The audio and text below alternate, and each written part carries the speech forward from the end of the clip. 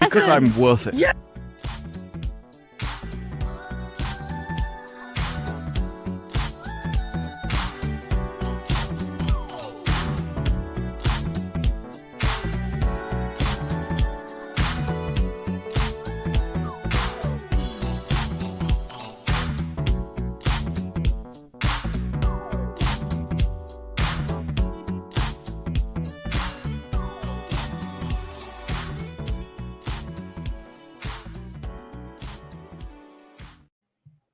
Hello.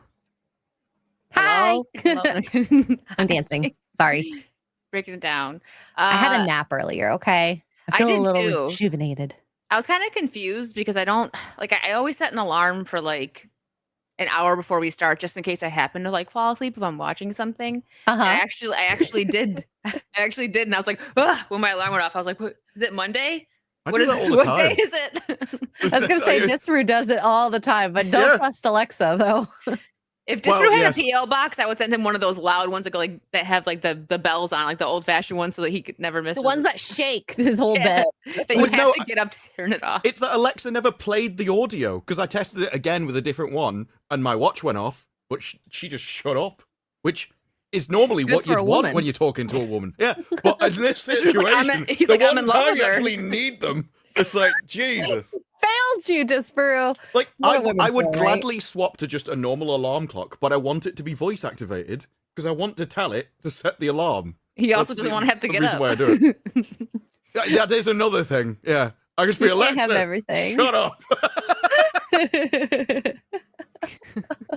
It works a treat. Well, we've all had a nap. Hold on, sorry. I got a stand for my phone. Keep it away. There you go. I 3D printed one finally, and I love it because 3D printed a phone stand? Yeah, hold on, let me show you. What? I got my earbuds in right now, but I'm gonna decorate it too. I'm gonna get Mod Podge and go like full millennial and like make it pretty. Okay, that is cute. Yeah, and I put the phone there. Yeah, it's nice. Okay. I'll say that, yeah, you did a good job. Because I have like my little phone charger that has like the AirPods, watch, and the phone charger, air charging. That's sufficient enough. But I don't really use my phone when I'm here usually. No, I just like having it in case like if I'm like, mom's calling, hold on, might be an emergency, so I can see it. Anyways, hi chat. What's up? They're trying to get me to do a shot goal, and I've bargained either $100 shots. You guys don't have to participate. Or if people donate a 50 and say shot in it. This feels like I'm already participating. I will. I always remember at uni when people used to do drinking games, and then someone just went, I don't need to be told when to drink. I was like, actually, that's a good point. It's like, what kind of like drunk are you? I like you to be need to be around. commanded. It's like, well, tell me what to do, chat. Very British of you. Don't tell me what to do. I get drunk on my own time, okay? So we'll see. They haven't said which one I should do yet, so maybe we won't do anything at all. We'll see. Chats, they're lining up. Someone's gonna come in here and be like, actually, you're doing it. Well, if you want to start the show as you mean to go on, I want to introduce chat to a brand new UK person. This is from an official government Twitter account, and it's someone who's running as a political counsellor in the UK, and they've decided to do this as a video. Which one's which? Well, this is someone who's marketing the counsellor. The Atari girl? Is the Atari girl the counsellor? That is the titties. That is titties. Oh my God. It's good to be here this morning with our newest councillor here in Trevethan for Reform, Sarah. She got elected. I wonder why. Who's hitting the ground running. She plays Atari, obviously. She's hitting the ground running. Better be careful you get 2 black eyes with that. Well, if she hits the ground while running, it's like an airbag. Yeah, you don't need to worry She's never going to land on her face. It's going to be perfectly fine. Everywhere she goes is always really hitting the ground running. Now, I would like to point out that this T-shirt is not meant to look like this. No, she has taken scissors. This goes round her neck, and she took scissors and went, I need to get elected. She's like, the girls need to breathe, man. No shirt is made for Masa's chest. But it made me like all the American elections is just people attacking each other, and she's just like chest. Her head fits into one of her boobs twice over. Come on. That is true. It's a lot of boobs. Welcome to Welsh politics. This is the politics of Mauler. This is Mauler land. Go tit, go tit. Oh my god. Motherland.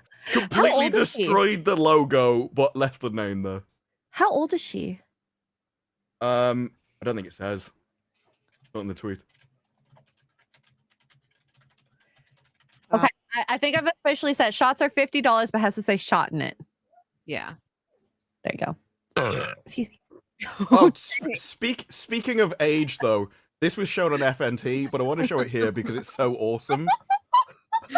This is happy birthday, Aaron Paul. Oh my gosh. Oh, may he And rest it just in looks like he's pieces.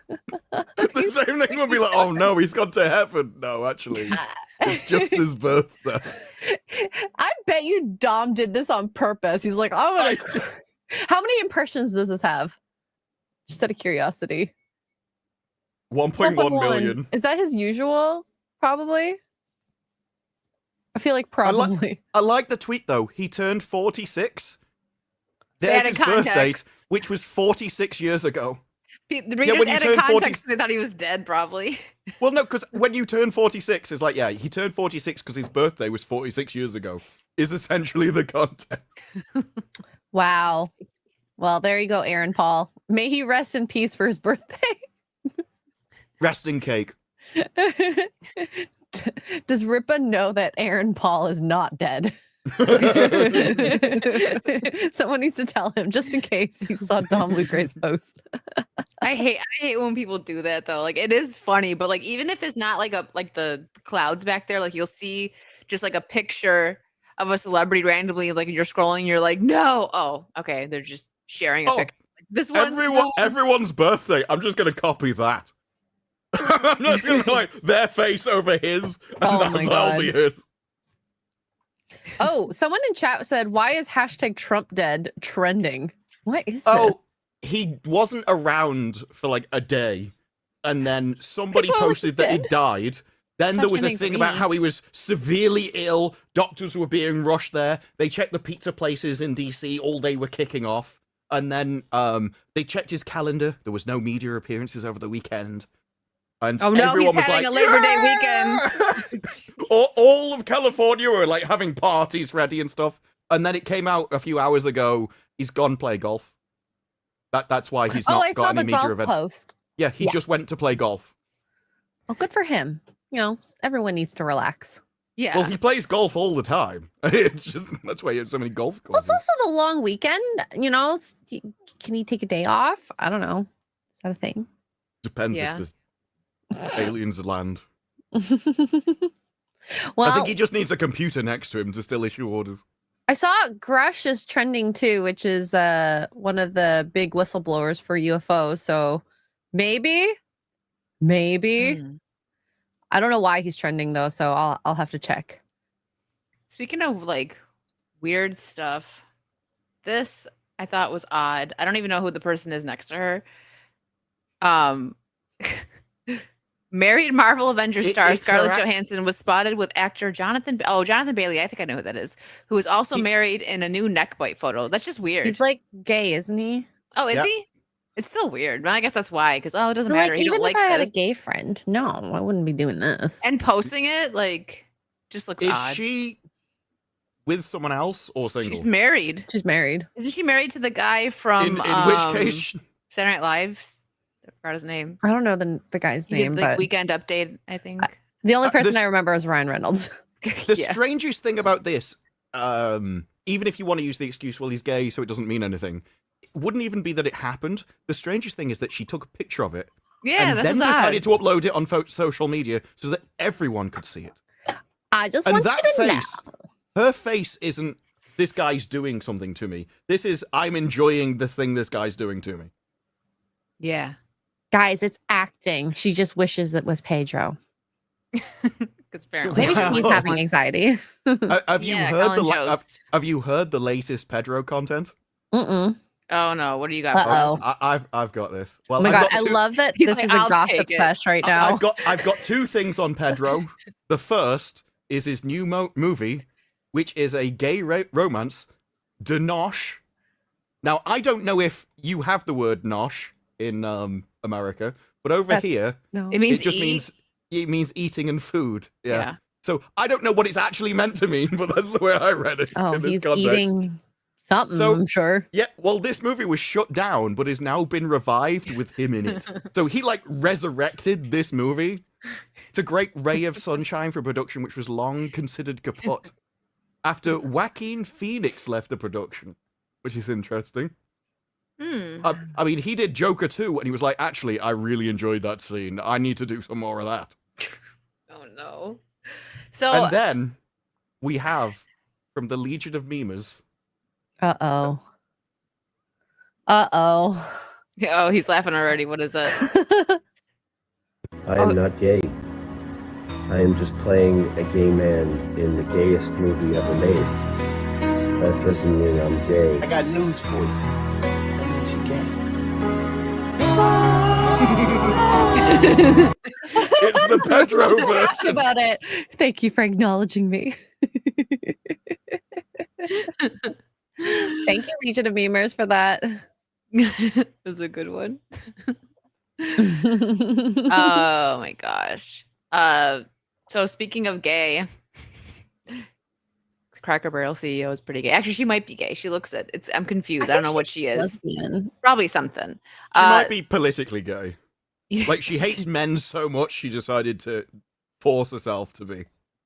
Yeah. So I think this is so funny because how much did they spend? This was it $700 million $700 million. On a rebrand. And Well, this, it's a I could have made a better one. rebrand and renovation of things. Yeah, it's but all so much modernization. it's crazy though, because like if it ain't broke, don't fix it. Yeah. Why Well, would it's you not spend even- this much? It's not even just that. Like, I don't have Cracker Barrel, so I only have sort of the outside-in perspective on it. But from what I can gather, Cracker Barrel is all about like tradition and what things used to be and like homely old-time vibes. So the last thing you would do to that is modernize it because Yeah. you are destroying everything that you stand Its for. own identity. Yeah. That's so sad. You're And- basically Yeah. becoming ginger and losing your soul. Well, the crazy part is the CEO, Julie Misano, she used to be the CEO of Taco Bell, and Taco Bell hadn't been doing so hot either. So it's like you hired someone who has an unproven or a proven record of, you know, not destroying, but lowering a company's value. And then what does she do over here? Further proves she can lower a value. Well, this is the problem with a lot of things. So over here, there was a guy that applied to run a hospital, and he basically lied on his CV, got the job, and they said it was the best the hospital's ever been run. Then they found out he lied, and now he's in prison. But one of the guys said, one of the reasons it's so difficult to hire is because you can't have experience running a hospital. Like, there is no job similar to it. So you can only really hire other people that say they've already done it. And it's very similar to CEOs. There's no practice for it. So they basically just end up headhunting other CEOs. And so if you've been crap, you can still kind of get a job because you have no competition. There's no one else to replace you. It's just less crappy crap. Yeah. And they generally get promoted because they get headhunted from someone else because everybody needs a CEO. Damn. It's just Wow. this design. I don't understand why they saw that and they were like, yes. I mean, it's basically just this. It's a $700 million design. I don't know if you know this Wicked Virtue, but like this class. No, I can tell it's because she's middle class new money and they have a thing with being different than everyone else. And one of the trends that went around in that kind of thing was what's it called? Minimalism. So it was the way you could used to get status was to have stuff. But now everyone's standard of living has risen. So the kind of upper class kind of thing to separate yourself was to get rid of all your stuff. It was kind of you had very little things, but they're all really expensive. And so that's what this is. It's a logo that has basically nothing to it, but was incredibly expensive. And she saw it as a flex. Well, she was making it her own touch, which I understand minimalism if you want to live in a nice like house with a lot of space and not too much clutter. Fine. But you have to understand your brand. And this is a woman who was born and raised in Nashville, I believe. But from what I've seen of the stores, their brand is clutter. Like there's crap Yeah, all that's over the the place. thing. It's all over the walls and everything. You were born and raised somewhere which was in the South, and yet you don't even understand the brand. And that I find really sad. Like, what happened in between, you know, maybe university, college, that brought her to this point? To understand the brand, you'd have to value tradition. And to value tradition means you have to hate modernity. But she doesn't. She chose the other thing. She will be progressive. And you cannot have a progressive in charge of a traditional company. They're polar opposite ideas. One is leave all the things in the past because it's old and ancient and wrong. So she probably... I would not be surprised if she thought her own brand was racist and it was her job to decolonize it and move into the future. You just... The funniest thing about this to me was everybody saw a picture and went, oh... Every single person knew. Giveaway. I could have told you what the problem was. Yeah. Those big black rimmed plastic glasses. Ugh. And what are they going to do now? Are they going to change back the renovations too? I don't know. Do So anything that different? I heard a few people say that have gone to Cracker Barrel since like the change. Like some of their cups and stuff have this new logo on it, so they probably like already had them printed and they're gonna go back. I just don't understand changing the logo. It's like HBO when they like kept going back and forth, like went to Max and stuff. It's like HBO is your brand. People watch it because it's HBO. You've been around forever. You've established yourself. Like why change it? Right? Well, did you hear the leaks about that? What HBO? There was an insider came out for one of the big entertainment places, and they said that it was one executive who had enough power that no one could say no to. No. And he just got it in his head that it needed to be changed. And everyone's like, no, don't do it, don't do it, don't do it. And he did it anyway. So one guy forced the entire thing through. So, like, I thought that's the point of having these group decisions, is that you do it together instead of one. Because if you have one person, unless you are really truly the person who brought this brand into where it is, which obviously it wasn't her, Julie Massano, but you don't understand the brand at that rate. Let's make a group decision so then we can all share the blame. Because guess what now? She's going to get fired. But like sharing the blame and group decisions are how you get horrible products. You do need... You should always have a leader, and that leader should always make the decision. And now he can consult a group of people, but you need one person that makes the decision, carries the can. I think the problem is, especially now with DEI and everything, or this whole idea, we need women to be 50% of the board members. Like, yeah, but what if women aren't 50% of the talent in your company?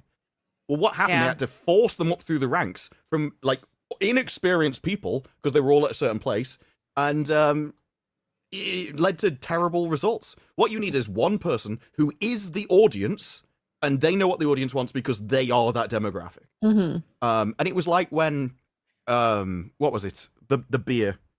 Bud Light. Bud Light got destroyed because the brand wasn't for the woman in charge. And so she was altering the brand to be things that she wanted. Because how are you supposed to judge what a quality thing is, except I like it? And I think it was the same here. She didn't like Cracker Barrel, so she made it what she liked. Like, okay, Bud Light really should have been a man in charge. I would be okay if a woman was like, all right, White Claw, we need to make this the gayest thing ever with Dylan Mulvaney, and I think girls would probably still love it. Yeah. But no. It's like, I shouldn't be the CEO of a makeup brand. Like, this is obvious stuff, but for some reason now everyone's like, no, everyone's just interchangeable. And so, of course, this person, which doesn't understand the company, can just take over because she's a CEO. Like, you're more than a title. Yeah, it's just so odd to me because Cracker Barrel, like I didn't really go growing up. I might have gone like once. I've gone twice since I moved to Florida, and I'm more of a mom and pop type restaurant place. Like those places are always so much better than the big companies like this. But you walk into Cracker Barrel, and you're supposed to feel like you have like some anti in the That's all I know about. I don't know. That's all I've been told. I've seen loads of TikToks and I miss the racism. Well, you're supposed to walk in and it's like you have an aunt that lives in the South and you want apple pie and just all that comfort food is what you're supposed to think of, and not. I don't know what they're doing with the renovations. I haven't seen that. It looks like a McDonald's with wooden chairs. You can still clutter up the place and put if they didn't throw out the decorations, put it back up all on the wall and maybe still have some semblance of what Cracker Barrel was with the new walls and tables and whatnot. But I don't think you can go back to a fake version of the old school tables and chairs, which is fine. I think you can work with it, but it's never going to be the same. It's kind of tainted. Will people trust the brand? Will people go back? That's up to the Americans. I don't know. They could clean it up a little bit, right? But still have it be a Southern home style cooking type vibe. I'm trying to look at. Well, this is what they did. Renovations take ages, and so I don't have Facebook. There'll only be a few places that even had the renovations. They're probably stuck how they are. But yeah, your main issue is brand damage, and the apology that they put out before they turned it back was basically, we really appreciate you, and yeah, you can clutter up the place. Those you aren't the benches that I've walls. seen. But it was, I was saying, this is so boring. The black and white minimal design, everything doing that is so boring in my opinion. For certain, I get it for a home, but for a business, think about. Well, I don't know, probably not the same for you guys, but in America, McDonald's in the 90s was so cool. It was with the fun colors and whatnot. Yeah, the fun colors, the place outside, and now it just looks like a.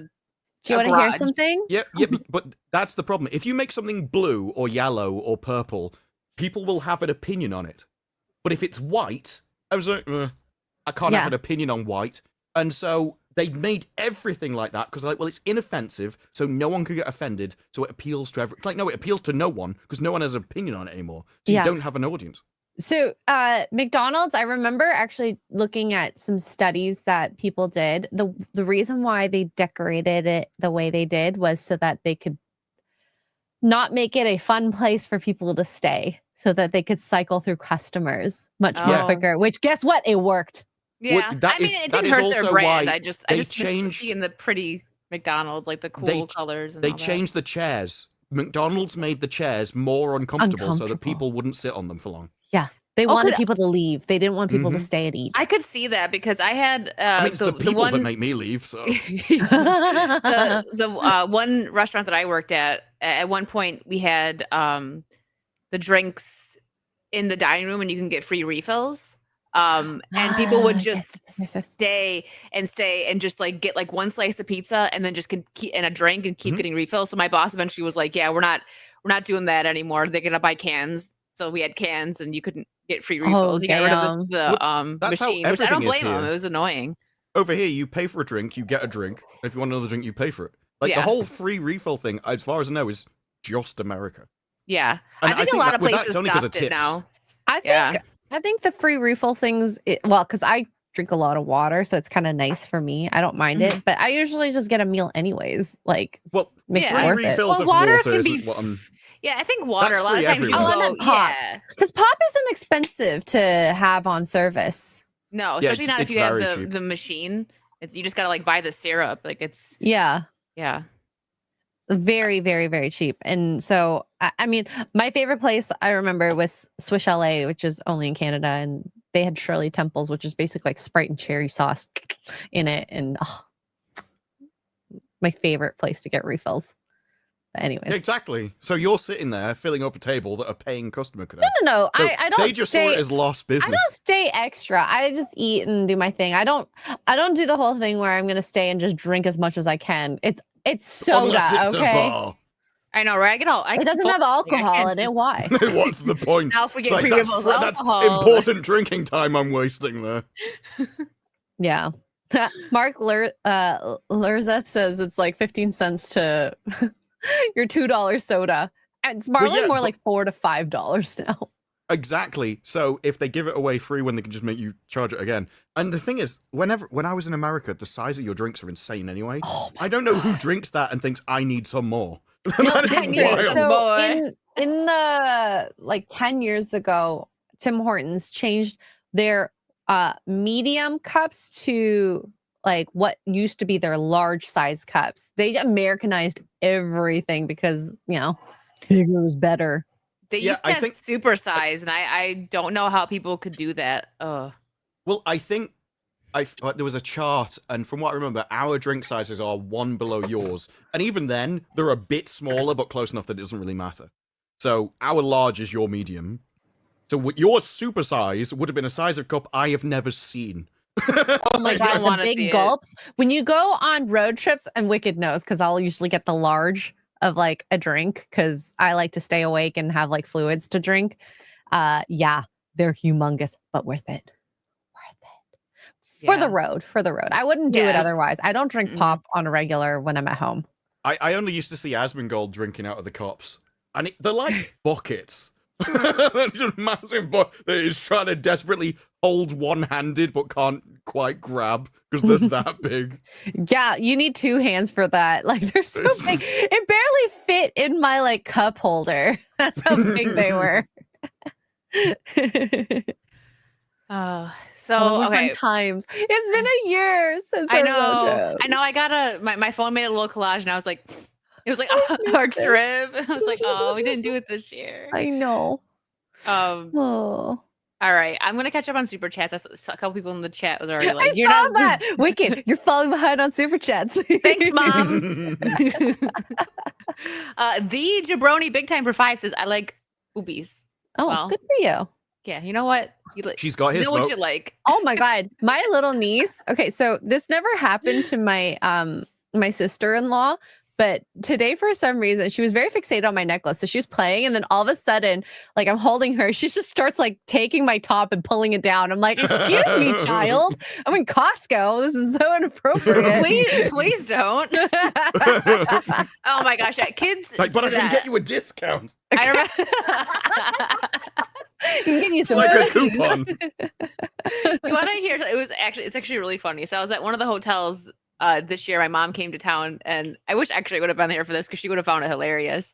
I went to one that had a lazy river, one of the Universal hotels, and I'm like, I'll get one of the floats. So I went and I asked because I have a pass for Universal, and you can get money off at like most Universal things for it. So I'm like, do I get a discount with my pass? Now I'm sitting there, I'm in my bathing suit, and the guy was just like, well, not usually, but I'll give you my discount. And I didn't even think about it afterwards. My mom's like, she's like, I was like, what? She was like, you got a discount because he likes how you look. And I was like, before I left, he's like, if you need another one, just come back. And I was like, did you keep them? You paid for them and you keep them. And I got this really nice big one.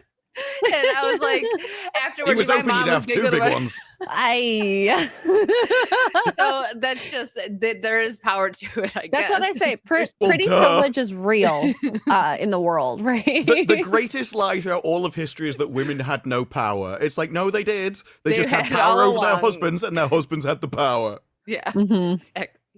You can manipulate it. One of my favorite, like, am I the a-hole, was this woman was like, okay, on Saturdays, if I needed my husband to do things, the key was to have sex with him in the morning. And then he was out of bed. He stopped doing things for me. Yeah, and then if I wanted a lazy day, I wouldn't have sex with him at all. I'm like, damn. Okay. It's like, yes, you are the asshole. It's like, are you the asshole? I'm like, you know what? Everyone benefits in the end. So is it really you're an asshole? No, I think you just know how to, be productive. Well, if you want. Everyone benefited when she was sleeping with him to get him to do stuff. But by deliberately withholding something from him, that's not him benefiting. That's punishing someone. Oh, I mean, she still had sex with him, I'm sure, but I hope. I don't know. Yeah, but you're not doing it at that time. I am not one of the people. There's a weird myth that happened in modernity where it was like both people have to simultaneously want it at the same time. I'm like, that is such a weird thing to expect, that both people just by random chance essentially want the same thing at the exact same time, and if neither do, then it's weird. It's like, no, you probably should do it if the other person wants, just because that's what a relationship is. Yeah. Yeah. And you're like, well, I don't want it. It's like, well, it doesn't really matter what you want. It's that they want something, so you should provide it. And so if you're manipulating that, I think that's... you are the only person benefiting from that. And I am more the person where it's like, no, I think it is a duty. That if you are in marriage, if you are married, then it is a duty that you should provide, unless you're like ill and sick and stuff. No one's being like ridiculous about it. But you've gone to hospital, you've had your leg amputated. I have a line too. Okay, it's fair. You just fell out of a skyscraper. No one's expecting you to be in the You've hospital broken bed. bones. It's fine. Like, you're in like 4 different casts, and you're like, well, it is your duty. Like, no, yeah. But when you, especially when you hear withholding something deliberately, it's like, well, that means they came to you and you told them no, and now that person is like, oh, what have I done? They never, in this post specifically, because of course we're not getting full context of like what their life is day in, day out. They never said specifically that they turned them down. They just said in the morning. She said she wouldn't do it because she wanted a lazy day. She wanted a lazy day. Like she just, she wouldn't intentionally like start it. I bet she wasn't starting it anyway. Oh, no. She would start it if she wanted to go and do like a productive day or go out and do adventurous things. I've been distracted by a name in the chat. Hold on. Disparu's Legion wig? Is she in the chat? What is that? No, that's clearly meant to be lesbian, but I don't think they could put that as a name, or they ran out of letters. Yeah. Well, look at the avatar. It is lesbian wig. Yeah, I just like that. I've seen them before in the chat. I think that was the obvious name. But what I got, I would have just taken the S off and put the B there, which is why I was wondering if like, you can't actually Disparu's. You could just have Disparu. Disparu's les wig. There you go. Well, I would have just put Disparu lesbian wig, but I don't know whether you can actually name yourself. That's what I mean. You probably can't. Ooh, woo, only on this channel the B is gone. Oh no. Over on there, the B is in his name? May the B rest in peace. Resting B. Did Rowan Atkinson get it? Oh my gosh. All right. Carlos Lima, thank you for the 5. Hello to the best trio on YouTube and the most based man alive, my father. Hope you 3 had a great week. Oh, how did cricket go? The other day he was in my chat and said you guys played cricket. Was it fun? This brew. He doesn't remember. Cricket? You played cricket with your son, he said. Oh, good for you guys. I don't even know what this is meant to be referencing. Just are so confused. It's like that he's lying. I despise cricket. Ken, thank you for being a member for 14 months. Evening, Saucy Crew, Wicked X-Ray, and Disparu. Hi, Ken. Andrew Matthews for 2 pounds. Happy Jessica, Aaron Paul. Well, I don't get it. Okay, context. Yesterday on Friday Night Heights, Gary was reading super chats. This came after the worst rendition reading of a proposal. Oh no! He butchered somebody's proposal. Well, and he butchered it for like 5 minutes. But okay, so the proposal was like this like random super chat. It sounded, typical like media super chat. I didn't get to ask you on the time, but isn't part of your job like correcting the super chats for him to read? Yes, but he didn't want me to correct it. He literally said, I want it like this. And we had corresponded on emails beforehand. So he's like, do not tell Gary beforehand, please. Okay. I'm like, cool. Got it. And the thing is, I think he hoped for it to happen because I think it'd be funny. So I don't think anyone expected this much of a mess. Okay. Oh, no. And then it said this like whole super chat. And then there were certain words in it that were in caps and said, read the whole thing, and then said, read caps only. So it was like Brit, Annie, et cetera, et cetera, et cetera. And then like both Ryan and I were like, it's Brittany. And he goes, and then he proceeds to go, Brit, Annie. Oh no, he said Brittany about 4 times. Then Ryan in the end just snapped and just went, it's Brittany. and Gary, without missing a beat, went, thanks Ryan, I know it is. And then went, Brit, Annie. And I was like, how do you've just corrected Ryan and been like, I know it was.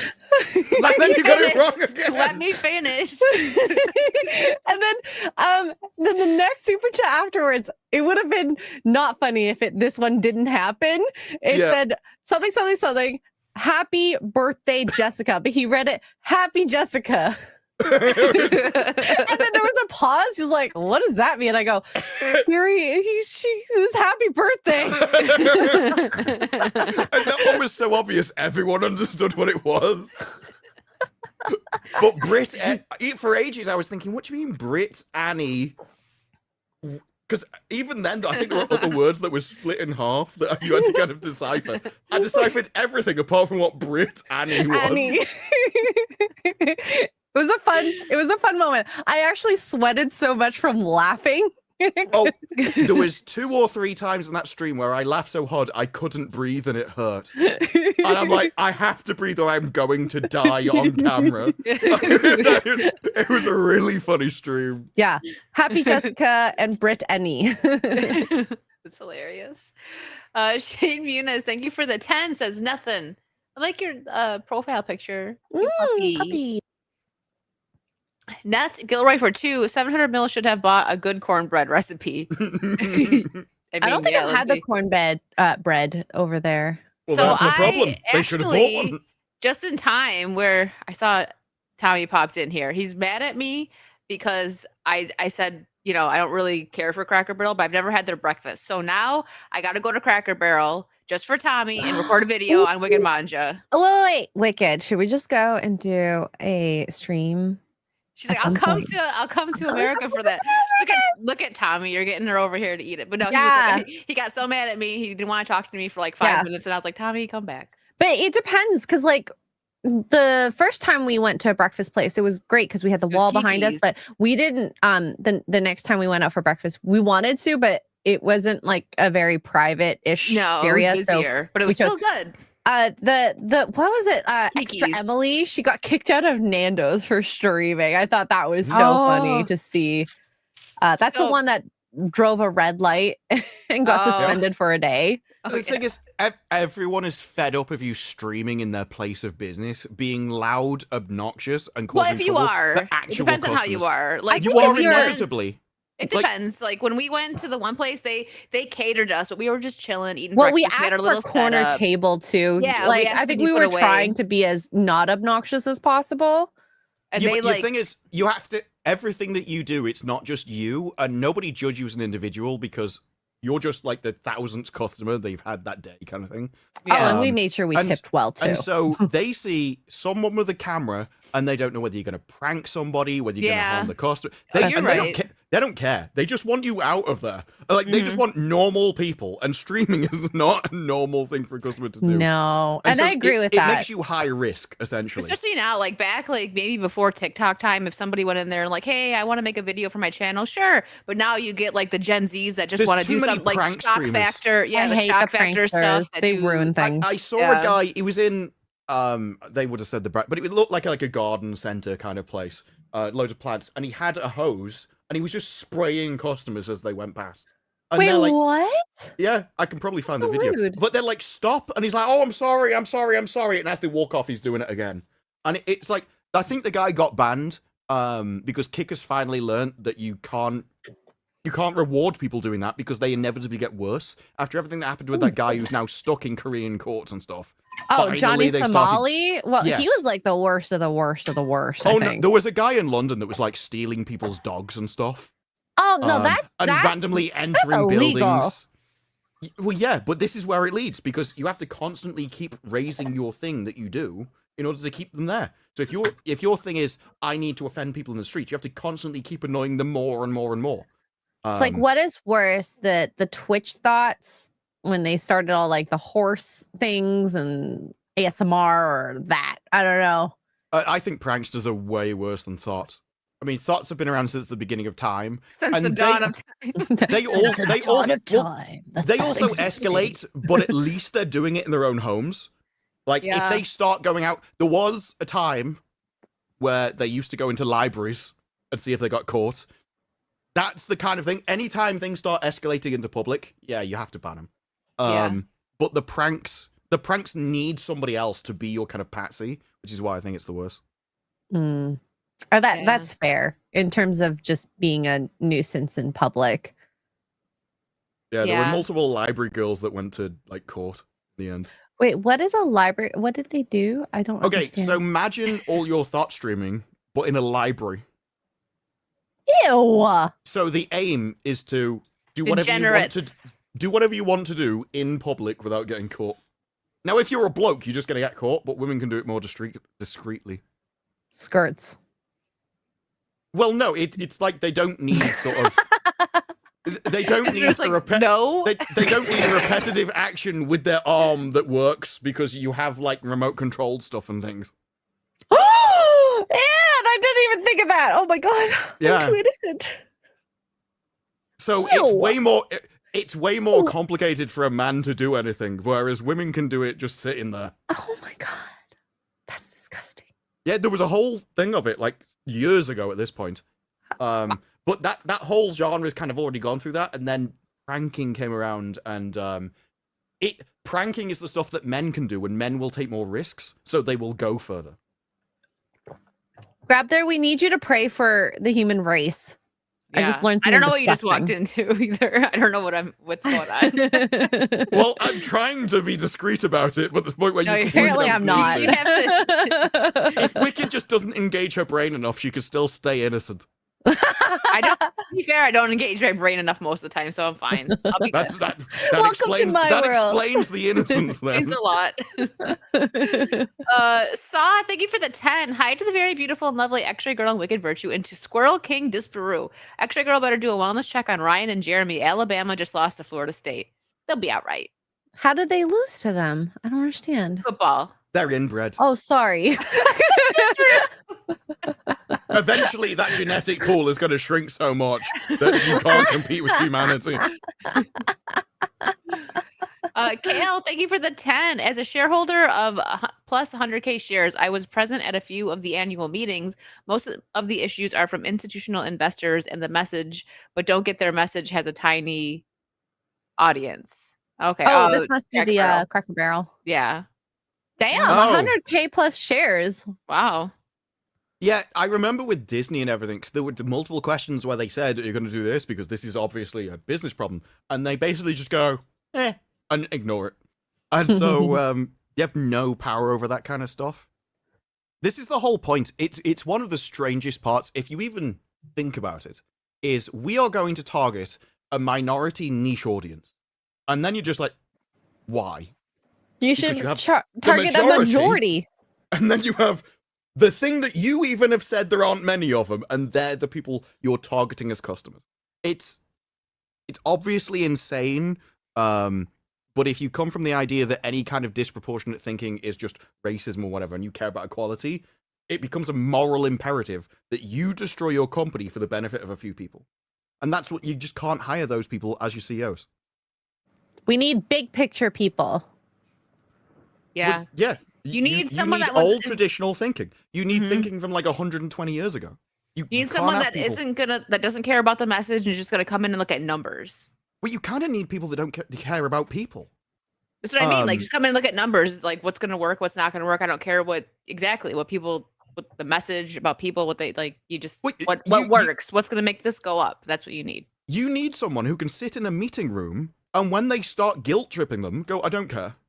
And like, well, what about, I don't care about those people. Like, they don't matter. You don't matter. And you're like, well, it hurts me. I don't care if you're hurt. Your feelings don't matter. There was a good trend a few years ago. It's like, your feelings are irrelevant. And then even that died off. But that's what you need back. I think the problem is you've got all HR and everything would just reprimand you for even saying it. Like, well, how can you not care about their feelings? Well, why should I? They're not of benefit to anyone else. That's just Bruce. If he ever ran for like politics, who cares? Why should I care about your feelings? Don't matter. No, unironically, one of my favorite moments of House of Cards is when he's sitting there and he's just at a meeting and it's like, all of these benefits for everything is bankrupting the country. And he gives a speech that is just, so like, you are entitled to nothing. It's like based. It's like, no, you have to earn what you are entitled to nothing. I have to watch that. I know people loved that so much, House of Cards, but I know that it went way down. The first 2 seasons are really great. Was it 4 seasons, just Brew? The fourth one being the weirdest? The fourth was I can't remember because I've never seen the last one because they fired him. Horrible one. Yeah, the moment she wasn't a good character. She was his wife, so she was a good character as his wife. She was the supporting but not as the role. lead. Yeah, it's like if you take Harley Quinn away from the Joker, it doesn't work. It was that kind of thing. it was interesting because you found this guy who was really manipulative, but really targeted and strategic. And then he would just go home and tell his wife all about it, and she supported him. And that's kind of, that's an interesting relationship dynamic for both people. But you don't want her as the lead person. Like, she is the person that lifts him up. And it's like Jeremy Clarkson had something where when he divorced his divorced his wife, she went to the divorce courts and said the reason why she was eligible for half the money is because he would fall out with everybody and she would go around and socialize with them all and get them all back on side, and she would be like the person that stopped him getting fired while he was just being an arsehole. But he got stuff done and she cleaned up the mess, and that's a good really tag cool, team. Yeah, well, it's a really cool relationship dynamic, but it can also lead to some horrific couples doing some horrific things. like Bonnie and Clyde. Well, yeah, there was like Moore's murderers and stuff over here if you want to get really dark. Let's do yes. it. Yes. After dark. Let's get dark. Well, no, that would be like a true crime episode. Those people were awful. But those are interesting characters. The issue is if you just take her on her own, well, now she's just someone socializing, but she has no person to socialize for. Just not interested in that. No. The Jabroni Big Time for 2 Extra Girl have the same whiskey glass. It had 6 seasons. Oh, House of Cards did? So he was on so 5 then? I would have seen.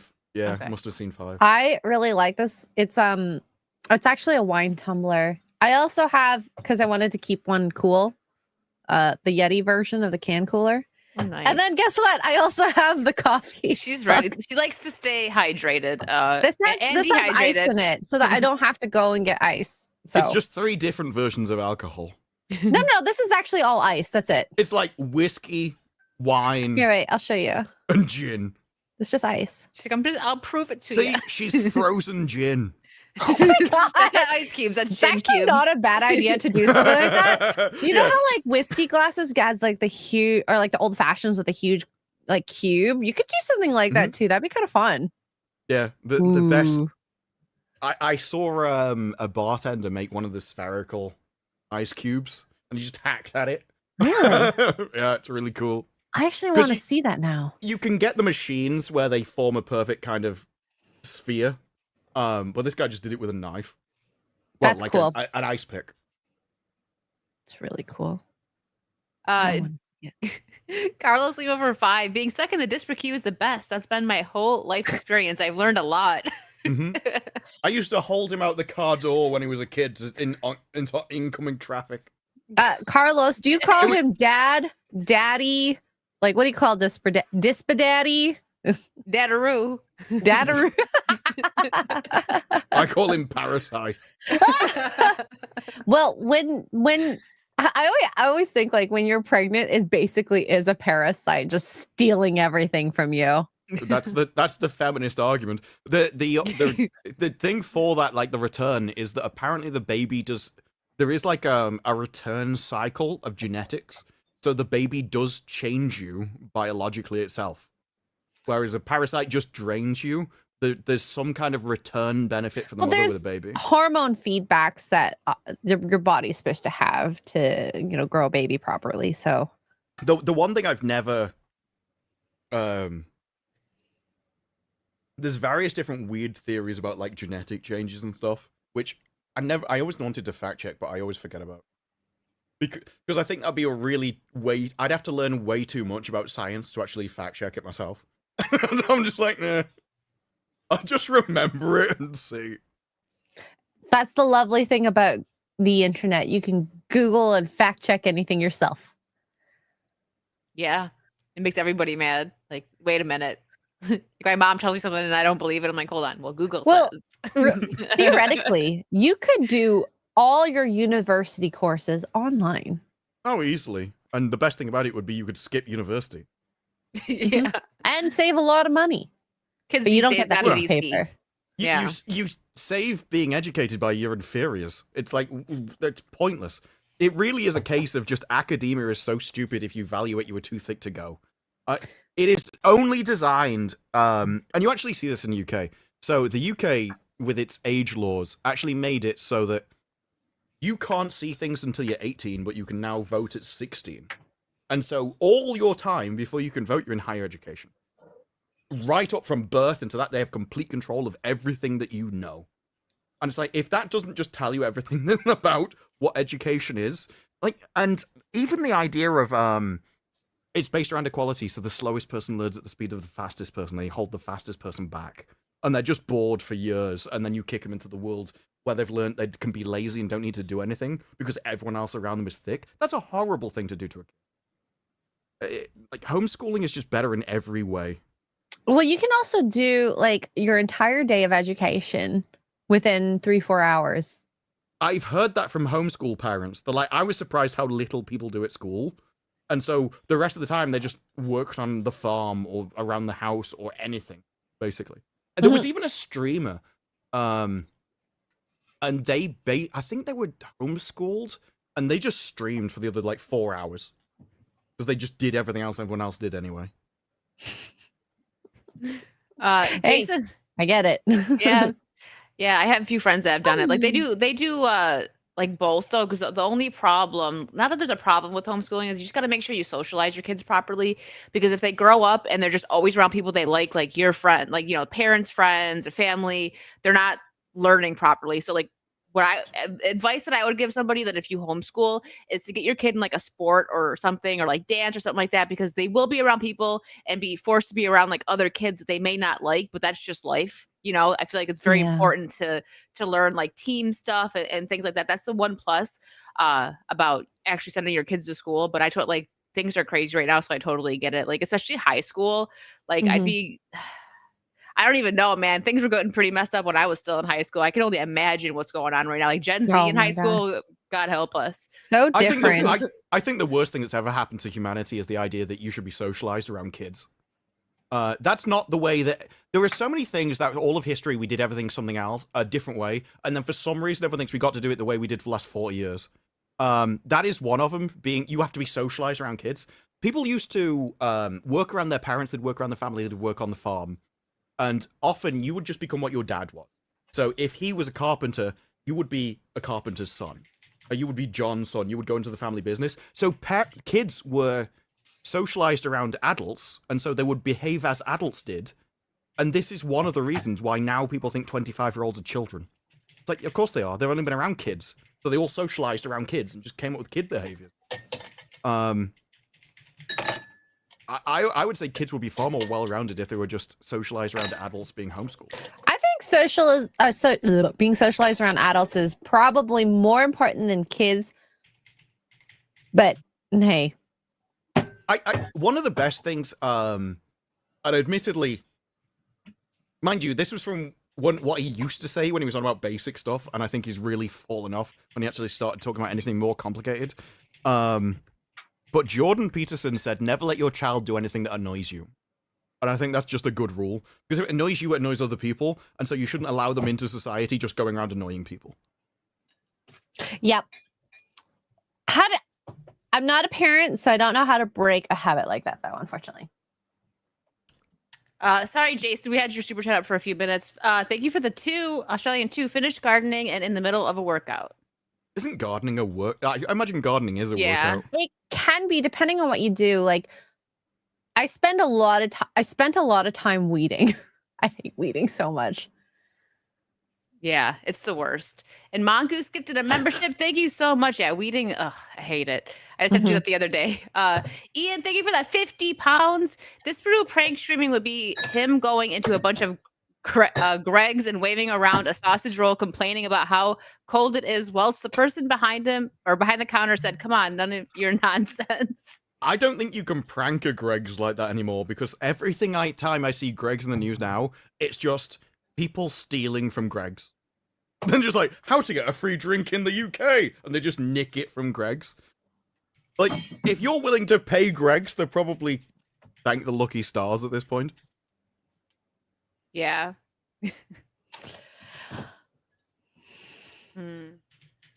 Thanks, Staccato. I'm abiding by my rule. Anyways, I'm stuck on weeding now in my head. The best way to get rid of weeds in your garden, by the way, if it's just in your grass, is to have healthy grass. Weed killer. No. If you have healthy grass, it chokes out the weeds. But the weeds that I always have a problem with is in the flower beds. I just thought people got rid of weeds because it chokes everything else. Well, I can if you let it outgrow your grass, but the best thing you do is, this is such a boring conversation. I'm so sorry. In spring and fall, you have to aerate your lawn, throw some seeds down, and then water it like pretty much daily, twice a day for like the first 2 weeks, and then daily for 6 to 8 weeks. And then that will make sure your grass is healthy. I'd never heard it before, but somebody on I think it was a random person on Twitter did say that grass was. Did they say it? They didn't call it a weed, but it was kind of that thing that you weren't actually supposed to have grass, and grass was kind of a weird byproduct that for absolutely no reason we've just decided looks good.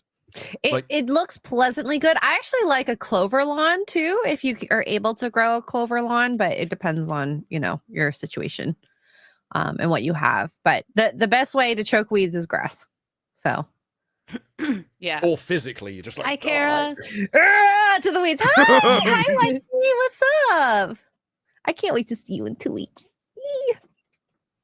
All right, let's see. We will catch up on the rest of the supers in just a minute. I'm glad Disru actually filled me in more on this topic because I didn't even know. So Overwatch 2 player was reportedly permanently banned for calling someone a noob. Blizzard I can't believe you've chosen this over like the Robin Hood trailer or something. Oh no, we will. We'll get there. Sure. No, I was just like, we're getting the important topics out. But also, Distru said they removed it, right? They unbanned them. Yeah, they've now been unbanned and said that you can say the word noob. I don't think they ever said it was a mistake, because it clearly wasn't. It was clearly in their list. But Overwatch 2 has always been incredibly woke. You can't offend people. They've always recorded the information. So, is it in their terms of service where you cannot say derogatory terms? Yeah, this was their non-binary character. Yeah, I've never seen this, so thanks for this. Well, yeah, I think it was meant to. No, I genuinely think that's intentional. What the heck? No, but this is what Overwatch was. Like, if you look behind her, if you can go back to the one with the cannon. Yeah, look at this. We got lesbian. To the right, that was Zarya, and now they did say at one point, they were like, well, obviously we've got gay characters, I think. And everyone went, Zarya. They never once said that Zarya was gay. They said that Soldier 76 was. They came out with everyone else. I think they said McCree was at one point. They never said that Zarya was, because everyone assumed. That's the kind of people that they are. If Overwatch 2 was popular enough for long enough, every single member of that cast would have been gay. Every time there was any problems, they held it up as if, oh, look, we've got another shield to protect us. I hate I love Overwatch. I hate the development team with a passion. Yeah, I just wanted to get this one out of the way. We will watch Robin Hood next. I actually haven't watched the trailer yet, so I'm going to watch it with you guys. But yeah, this was... there was loads of... You can't say anything to anybody in Overwatch. Is there like a list of terms you can't say on Overwatch? Should I search Probably. Do it. Probably. They definitely had a censored chat, like a filter. They have that on Dead by Daylight. Like, you can't even say like beach in like the text chat, because it's like it's very... The way that the internet used to be would be you can say anything, but some people can filter those words out so they either consent to it or not. But Overwatch is like, well, we have a filter, but we're still going to ban you for saying it in the first place. And it's like, no, that's not how it works. You allow the adults to have unfiltered conversation with all the safety people and ignore it. There's no list that says they're banned words that I can find, at least on quick search. Sorry. It's okay. No, but they would regularly chat ban people, and they've obviously escalated from chat bans to full bans. For things like noob. I once got banned on Combat Arms for saying your mum's mature. That was the exact quote. Shut the front door. That is like the most like respectful diss. Well, no, it was because it was a meme, right? So this guy would say anything the guy said, we go, oh, you're mature. So if he was like, your kids, it's like, your kid's mature. It's like, and then in the end, he just went, your mom. And I went, your mom's mom. mature. And I got chat banned for like 6 months. And I'm like, wow. yeah. That's sad. No, that's like actually legitimately sad. Well, it's the way it's always been. And that's not the way the men talk to each other. So you're in a male environment, which is gaming, and they obviously just burn each other. And that's part of male bonding. But then you had a load of safety people come in who don't understand how men bond because it's just a load of women. And like, you're offending me, you're offending him, everyone's hurt feelings. It's like, yes, but none of them matter. And this is the point. Everyone got raised telling them that they mattered and then their feelings mattered and what they thought mattered. It's like, no. Exactly. Wow, Ian! I'm sorry, we're going to have to ban Ian, I think. That's the only solution. Yeah, Ian, you're banned officially. Yes. I will not have a Scotsman complimenting a person. How That's dare a step you? That too is far. the biggest You are not insult. allowed to say nice things about my mom. Okay, all right. The Robin Hood trailer. Yeah, I haven't. We could probably watch it, right? I mean, I could just edit it out afterwards if I have to. Wait, can I, before we get there, is Overwatch the worst, like, chat in terms of getting banned in, do you think? Or is there others? I don't know, because there's a lot of woke studios. So, like, Destiny, their devs are also like that, but I don't know if they even have a chat as such. It's been a while since I've played Destiny. Everything's going that way. No, I think the worst would be Ubisoft, because Ubisoft put out an article that said, if you offend people in chat, we'll report you to the police. Police? Yes. What is this, the UK? Yes. I think it might have even been Scotland as well, specifically. Wow. But Ubisoft, there's an article, I can probably even find it. Ubisoft bragged about it in an article, saying, oh yeah, we're reporting to the police. That is disgusting. So I think that's got to be the worst, because I heard no one else do it. They just ban you, but Ubisoft were like, no, we report to the police. We're calling the cops. Now I actually question if they've actually done that. Did they do that? Anyone? If you can tell me, no. I mean, this is actually kind of insane. No, I have found it. It's on the BBC. So I trust the BBC when it comes to reporting woke stuff. Toxic gaming tackled by Ubisoft's unique police alert system. This was in 2023. Racism, rape, bullying. They'll report you to the police for bullying. You've probably gathered some other stuff. Makers of franchise, blah, blah, blah, agreement. Work in the police. It's a joyful experience. Playing online games is not a joyful experience. It's meant to be combative. Because it's for blokes. Space where friendships are forged. That's more MMOs. Memorable experiences. Yes, from the different slurs that you're called. It's got a dark side that is plain to see. Abusive behavior, death threats. Oh, they can all be found in gaming spaces. We want to be on the right side of history. Says Damien. That is such a red flag line. We want to be on the right side of history. You're just guessing at the point what that is. Is that a French name? Damien Gloria, yeah. Well, I can understand Gloria the French being involved in this. Other companies have similar setups. What's unique here is the involvement of law enforcement. Northumbria Police works in 2 parts. Specialist officers. There are specialist police officers to deal with Ubisoft and gaming. Wait, seriously? It's less than 0.01% of cases end up with requiring the police intervention. So what? But that's a lot of people. It's literally telling whoever works in this team is not worth it.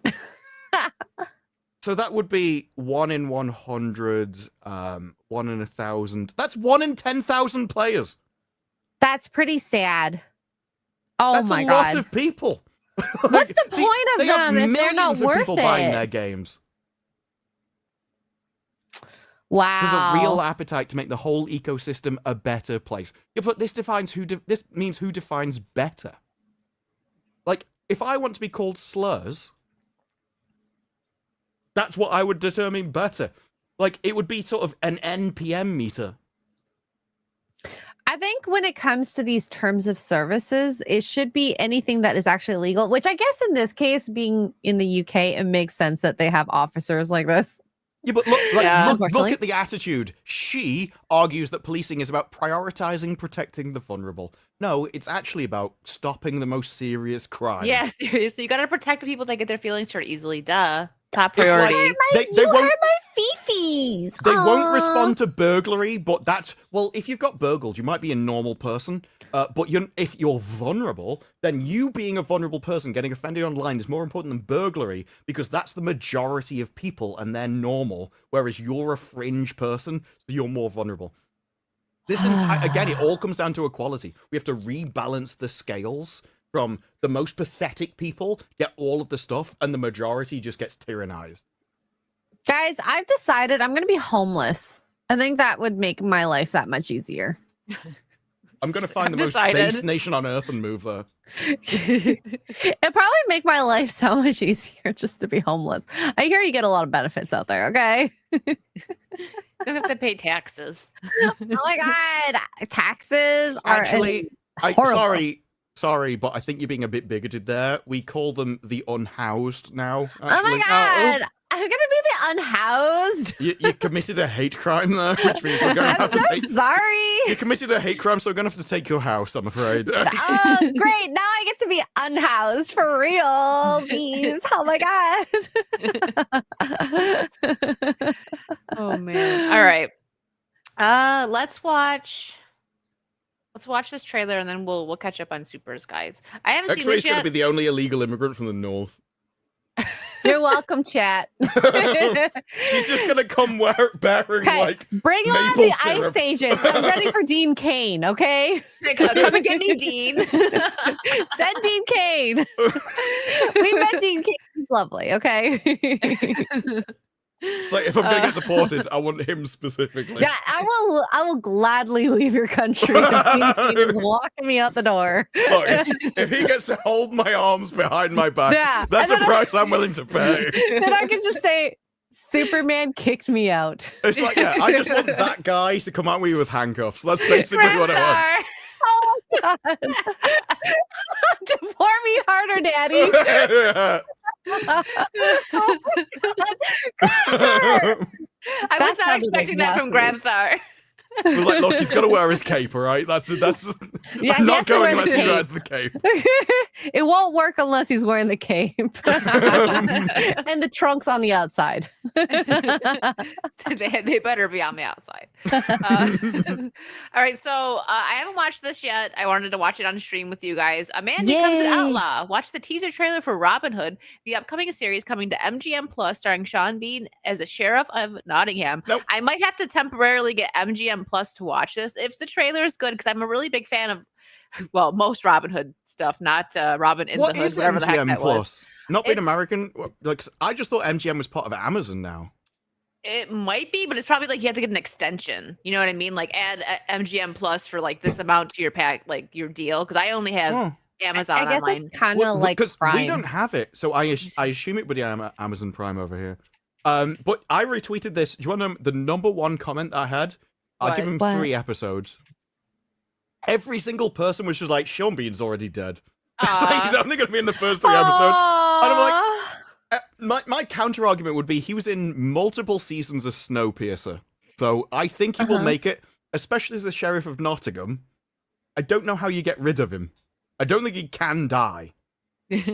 So I looked it up. Sure? Well, they could kill him off and replace him with a female Sheriff of Nottingham. Ugh. No, thank you. So I looked it up, and MGM Plus is not free with Amazon, at least not over here. It's a separate premium add-on that requires a monthly subscription fee of around $6.99 per month.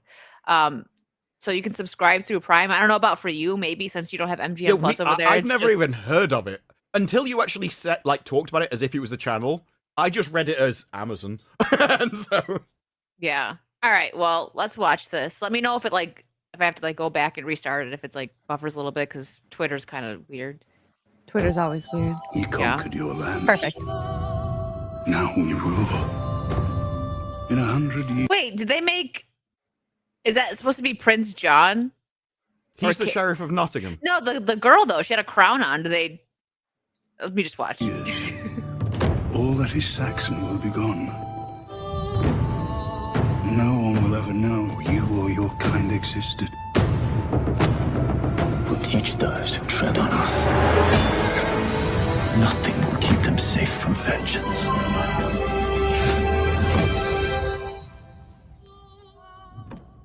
So Okay, so it's only short, but from what I saw, I think it's promising. yeah. It like there was no weird casting. Now people have replied in the comments to my tweet. There is a weird casting. For is there? For this time of England, I think it was Friar Tuck. I'd have to check the replies. There's one odd casting, but if you look throughout the entire trailer, there's no sign of that, and so it may just be, you have to accept the majority. And also, I can't work out quite who she is from the casting, but there's Joan Loxley, maybe, or Alan. What? Oh, if you got a name, I can tell you. But there's also Alana of Aquit something. Let me see.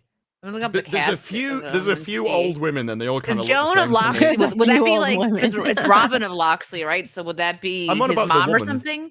Oh yeah, no. Here, I'll pull the cast up. Because Joan Loxley That's something that's is a really, person, so, but yeah, and any of them doesn't seem to be. Yeah, there you go. But if you can work out which one she is, that one's weird. Hugh. Oh no, that Loxley? is different than from the person which is right here. Anastasia Griffith, Joan Loxley. Yeah, I was like, is it her or is it Connie Nielsen? I don't know. Huh. Okay, so they do have Prince John. So where is she? Is this her, the one that had the crown on in the trailer? Doesn't look like her. Is it? Maybe Connie Nielsen? I mean, they all look the same to me. You know what? I feel the same thing about white people. Okay, I get it. They all look the same. Thanks. Hi, Mike. I'm trying to find.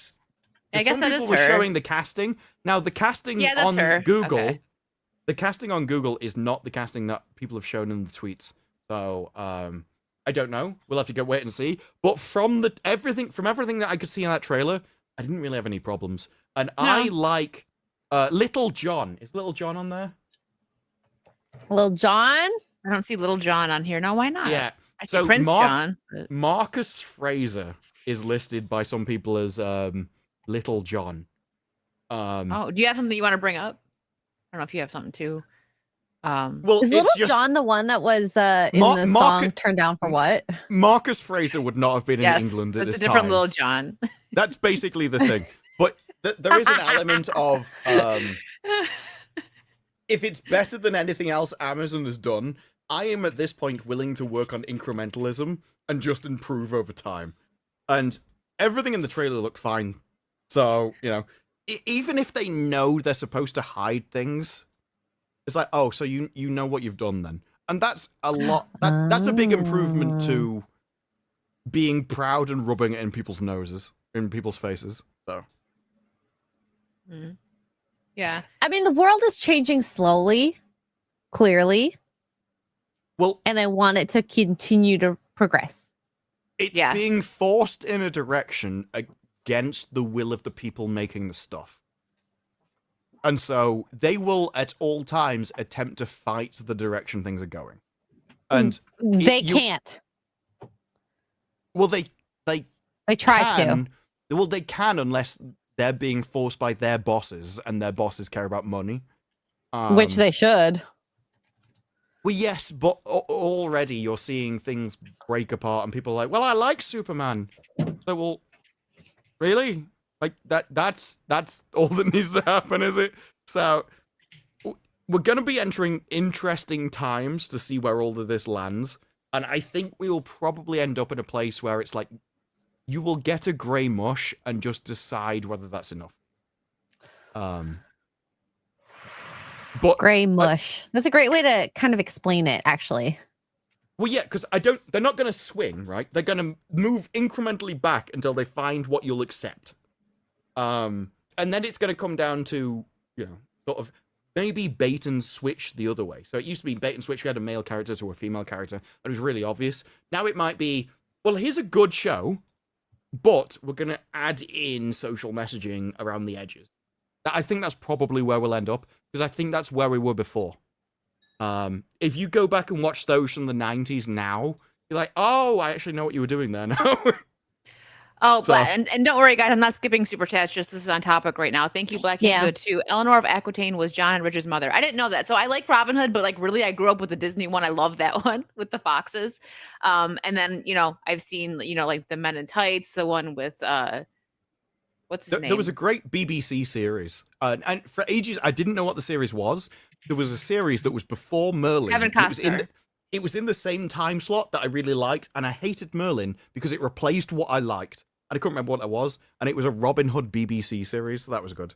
I didn't mind the one they had one with Taron Egerton too, where he was or Egerton. Where I always pronounce it like all of us like, how do you say Edgerton or Egerton? I think it's Egerton. I think it's Egerton, isn't it? I think it's Egerton.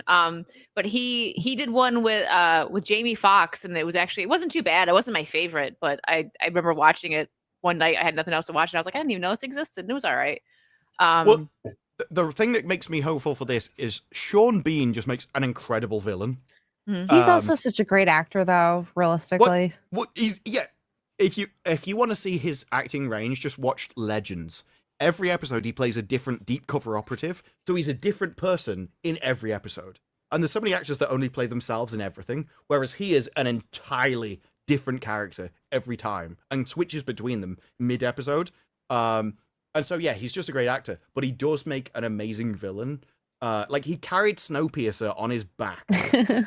And that's why I'm hopeful for this. I don't really care, like, if other people could be mediocre and he will just carry them to greatness as long as it's written enough around him. The writing has to be rich enough for him to portray it, because with an actor can only do so much. Yes. With what they're given, if the writing is crap, because we've seen it a lot. Which is why you need to be picky with your choices. And I love how Emily Blunt was when what was like at its peak. She's like, strong, independent woman. Nope. She reads that, she's like, trash. Yeah, I love that interview that they did. It was her and Elle Fanning, right? Was there a third person that was in that interview, or was it just those two ladies? I don't remember. I know Jenna Ortega had said something similar, but I don't know if she was a part of that interview. I just know at that time. The thing is, Wednesday. So I watched Wednesday season 2. I didn't watch it yet. Is it worth it? It's Jenna not Ortega as good as season 1. Jenna Ortega is woke. It's just that she had the right idea about a character, and so she valued protecting Wednesday from bad influences around Wednesday. I'm glad they took out the romantic interest. Like, even as a girl myself, we're supposed to like that, right? Like, girls are supposed to want the will they, won't they? No, but I did not like that for Wednesday. No, not for Wednesday. She's very just like homicidal. If she ever fell into a love interest, it has to be the weirdest, most sinister, most maniacal version of love. It has to be like Gomez and Morticia, but not like the lovey-dovey-ness. No, but not as lovey-dovey. Like, it has where to be they're all dark for each other, but they're like psychopaths together. It has to be like, baby, I got you a frog that's dead. Yes, exactly. It's like, oh yeah, there's beauty in death because it reminds you that you don't live very long, and so you have to care about the person you're with in the moment. And it's oh my god! Who was it? There was Angelina Jolie. Angelina Jolie was once told by her boyfriend at the time, I can't remember his name, the one they shared blood with, and she said he told her, she woke up and this guy was staring at her, like face to face. Vampire. Okay. And she was like, what are you doing? It's like, I was thinking, you're so beautiful, I could have choked you to death. And she said it was the most romantic thing anyone's ever said to me. See, that is definitely a Wednesday line, though. She would love that. She would love that. Well, Angelina Jolie, there was a court case when they split up. There was a court case where they had to have the court rule on who got to keep the blood because they were scared the other person would cast a curse on them. No, if that ain't Hollywood, I don't know what is. Yeah. But when you read about good writing, the Sean Bean and Snowpiercer, that wasn't necessarily complex writing, but it had good and evil, but both sides of traditionally, like under like a liberalism. Was it Billy Bob Thornton that he's talking about? I could see Billy Bob Thornton. That's the person that I was thinking of, but I wasn't sure, so I didn't say the name. But I thought that's the name that I had in my head. But under Snowpiercer, you had both like the liberal good order and the anti-liberal evil order, but they both wanted the train to live because they're the last people on Earth. And they just disagreed on how we keep the train moving. And so one's like, I don't care if I sacrifice all these people. It's like, no, their lives matter. It's like, yeah, but if you save their lives, you will kill everybody. And so it wasn't necessarily incredible writing, but it was a complex topic that allowed the audience to choose. And that's all you need with Robin Hood. Like, who do you side? You can either go pure good and evil, or you just have who do you side with. And as long as you do that, Sean Bean, his performance makes the depth because he's just that good an actor. Well, the great thing about death, and very sad, and I think this is also something that like humans we can relate to, because you either had someone in your life that passed away, and so you kind of can empathize in terms of these types of things. So if you can emote a great death, which obviously Sean Bean has done a lot of times for England, James. Yeah, it's one of the most relatable experiences. That love and friendship, I think like everyone can have some relatability to. So Sean Bean is just the person we know that deals with death consistently and epically. That was a bold move for Game of Thrones. Like when it first aired, I hadn't watched it at the time, but people talking about it. A horrible move. But people were just like doing that. Like that's when you knew. Like immediately they let you know. Like because not everyone that read the books, you know, they didn't know. No one's safe. They killed Sean Bean, their biggest name in the show. And they were like, okay, should have kept him one of the best characters. Really bad writing from George R. R. Martin. Moral of the show. Like after that, who could have held morality? Like Jon Snow, but even then, he was boring in comparison. Yeah. Mm-hmm. It's true. All right, let's catch up on some supers, and then we'll move on to something else. Let's go. Russell Hall, thank you for the 2. Wait, so 2 you could be fat right now. No, Russell. 2 of us. 2 of us. I'd be too busy. You'd see me vibrating, so that wouldn't work. Oh my god! No! Vibrating. Oh my god. No, there was a guy. There was a video. He was at can't remember who it was. I think it was a System of a Down performance. It was something like that. It was like a band in that kind of area. And there was a guy in the stadium on one of the upper floors, just sat in the front, just started going at it. And this guy, like, you see the camera, and someone's like, what on earth is he doing? This guy walks in, just smacks him in the back of the head, and then all security come and just cart him off. I was like, what happened there? Did you just get too excited by the music? So what did he just say? He did. He said it. Oh my gosh. CL, thank you for the 55 euros. The modern audience never shows up. It's more like a modern Bigfoot at this point, really. I mean, that's really they are that hairy, to be fair. that's true on so many levels. Yeah, these are the people where if you're dating, if like, you know, you turn up on a Tinder date and you're not, they've kind of faked all the photographs. Like, oh, 2 flaming sambucas, please. No, they're both for you. They're both for you. It's a very good way of getting rid of someone's hair on the top lip. Carlos Lima for 5. I just call him father. He's the best. I've learned so much from him. That's because he's always on his knees. Oh my god! What? Praying, you dirty minded. I don't know. You know the chat went there, please. Relationship. I'm just saying. See, that is the best kind of thing. It's like I said it knowing full well the way it would be taken, and I still had an out. It's the best chat up lines, right? So you'd be like, "Oh, you fell from heaven, but you look like you landed on your face." It's like you have to be able to have a chat up line where you can divert if it's going badly. So Staccato, thank you for the $50. Enjoy your shot. I did. I finished them. The 2. Look at her eyes. Her eyes are even smaller than usual. Sally. Kale, there's thank you 2. I know there's another one coming up. Thank you for the 5. In the late 80s, Cracker Barrel was less than $2 a share. Less than $2 a share. I bought in at 7 after 2 reverse splits. Damn. Dividends. I don't know what a reverse split is. It I don't know what like a gymnast so performance. Split the other way, like you just switch. Yeah. Dividends A lot are of the Wicked way will just for- agree with anything she I'm like, doesn't yeah, understand. I don't know. I'm like, yeah, I don't know. You got me. High 176.47 in 21, now 60 point. Wow, that's a big drop. Wow, yeah. Ouch. Over 100. That's Yo, over half. That's sad. That's really, Well, really freaking sad. that's bad. Well, the thing is, it did drop after this, but it didn't drop that much, which means this might have been a desperation play. Like, they were already going down, and this is like, oh, they're trying to rejuvenate the business rather than anything else. Well, Staccato came in with another 50. Happy hour prices. Shots. And I drank it. I did it. You're welcome. Carlos Lima for 5. Uncle Miki is not happy that I chose Disparu as my father. He's more mad that I say Disparu is more base than him. Really? Well, firstly, I'm way more base than Mike. But secondly... Oh, he's like, agreed. I don't think Mike would even disagree. No, I agree on that point, actually. I'm sorry, Mike. Like, I don't think I've ever even discussed with Mike politics, but I would definitely... He's like, I'm just saying it. Peru.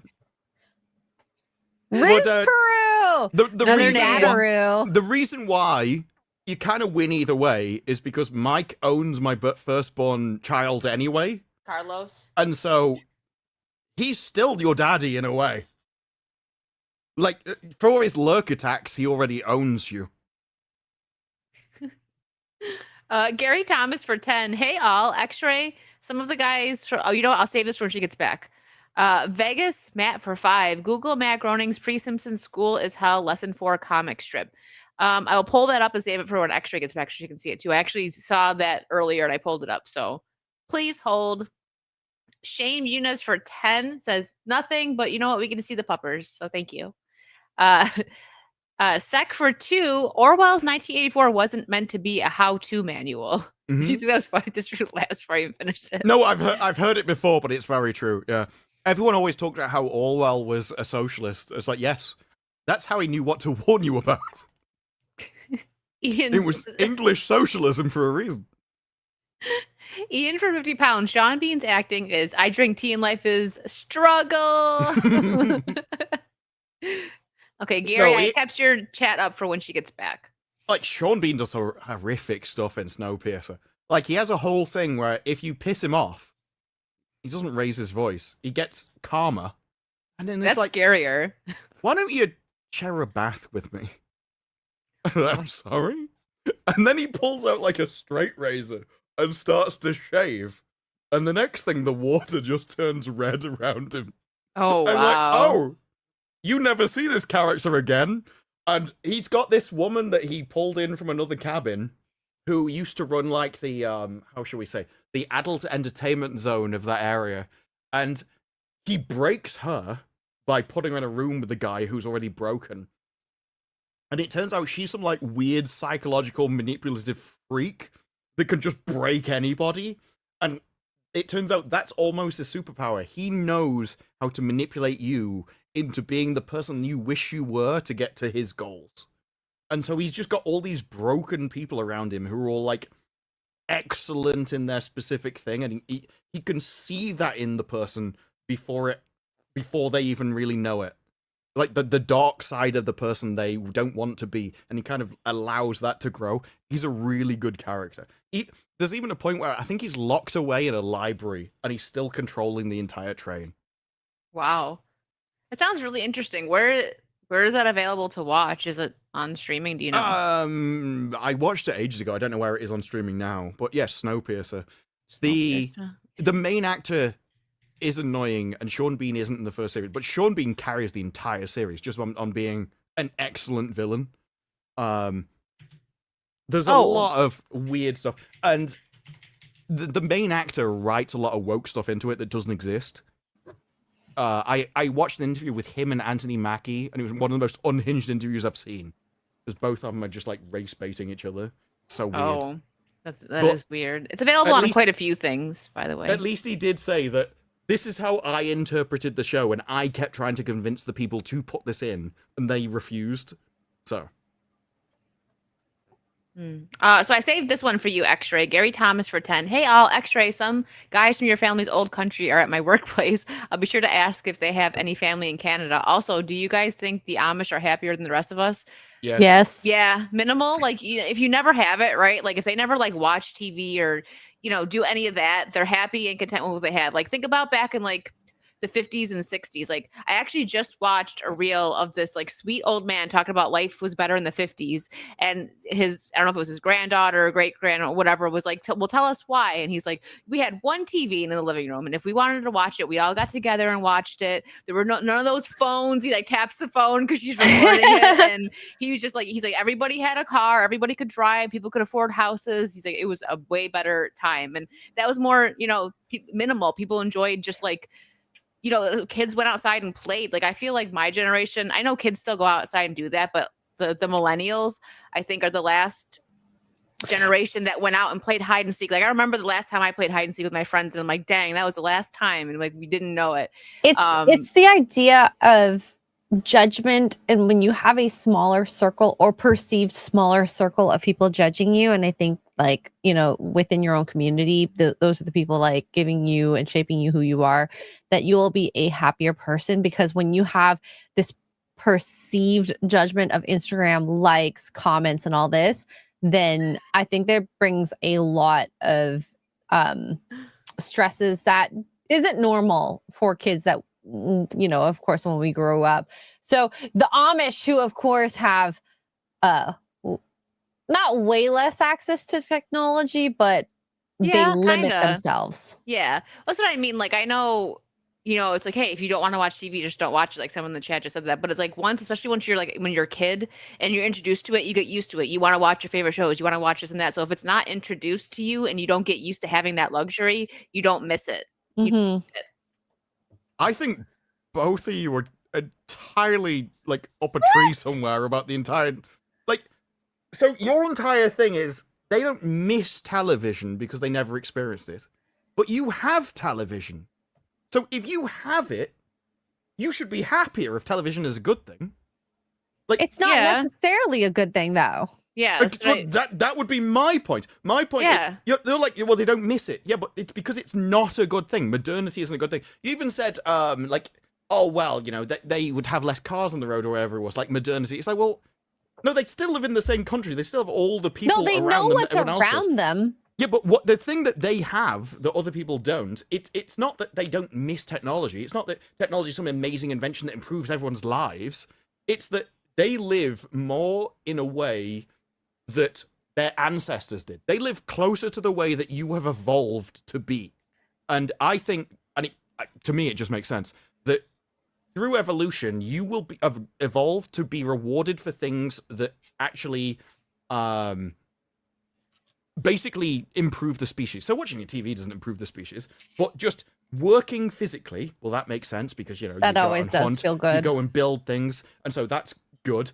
Breeding, they have loads of kids. All of that stuff, big families, close-knit families, hard labor, are basically what you evolved to do. They eat more naturally, so they're more likely to eat what you would have eaten as a caveman rather than highly processed foods. They just eat what they grow themselves. And so they just live in a way which is closer to essentially caveman. And so they will be more satisfied because their body will reward things for doing things a caveman would do. Whereas everything that modern society does stops that. So you sit in a chair all the time, you're on a computer working, you get money, you don't do hard labor, you go to a supermarket, you don't grow food, you have abortions or stop yourself getting pregnant or think you can stay till 35 before you get pregnant so you don't have any kids. Like, all of modernity stops you being caveman.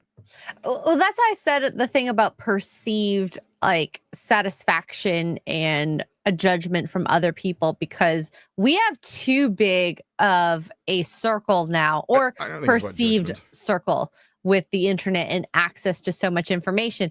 The idea of even just knowing things that we should know, the little things, like how to grow things. Ignorant people are happier. It's definitely true. Yeah, that's the short. There is an element of innocence which, once you lose it, you can't get back. And when you start seeing the world through a certain lens, and it doesn't matter if it's true or not. If it's true, it's worse. It changes how you think about people and things. And so if you are more innocent, that works. But I still think that's more of a feminine thing.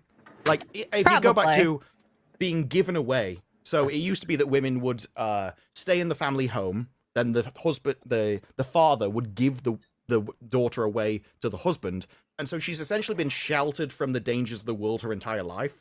And I think that's generally a benefit because it keeps her more innocent, so more childlike. So when she has babies, she sees the world more similar to them, and I think that makes her a better mother. That makes logical sense to me. Whereas I think it's more natural that men would need to be exposed to things because they have to go off and fight in wars and protect people, so they have to know what the dangers are. But there is definitely you can know too much about. I think this is why James Gunn's happier. I like generally, child like mine. I think That's James a great Gunn. segue. Thank you for that, because we're going to segue into the Peacemaker in a minute. I think James Gunn is so thick, like so actually mentally disabled. Like he is so mentally incompetent and low IQ, as is proven by his sense of humor and everything he writes. Oh my God, he is genuinely an incredibly happy person where everything that happens is funny to him. Yeah, so I agree with that. Like, he definitely has a very childlike sense of humor, but that's why the Peacemaker stuff is so odd, because it's so dirty. Like, it worked for like Guardians of the Galaxy because he made those jokes, but they weren't dirty. He has the sense of humor of a 12-year-old. Like, it is dirty, it is about swearing, it is anti-edgy, and it is really, really low IQ. The thing is, like, I am someone who likes dirty humor and edgy, but even I'm so turned off about this show.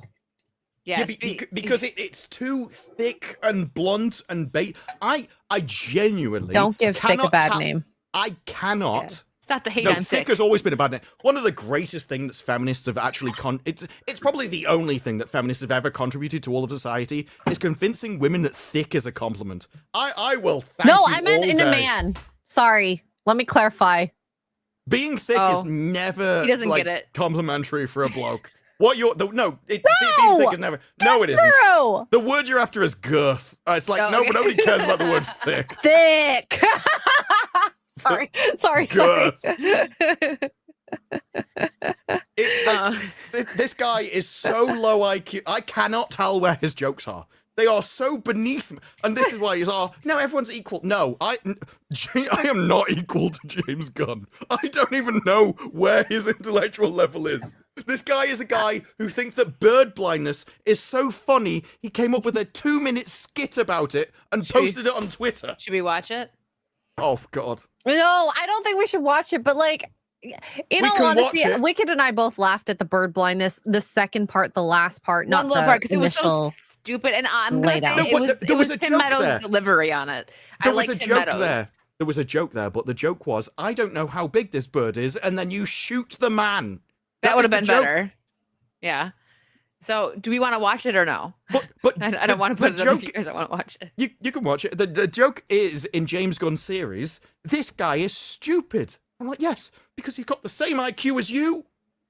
Every single person in Peacemaker has a sub 85 IQ.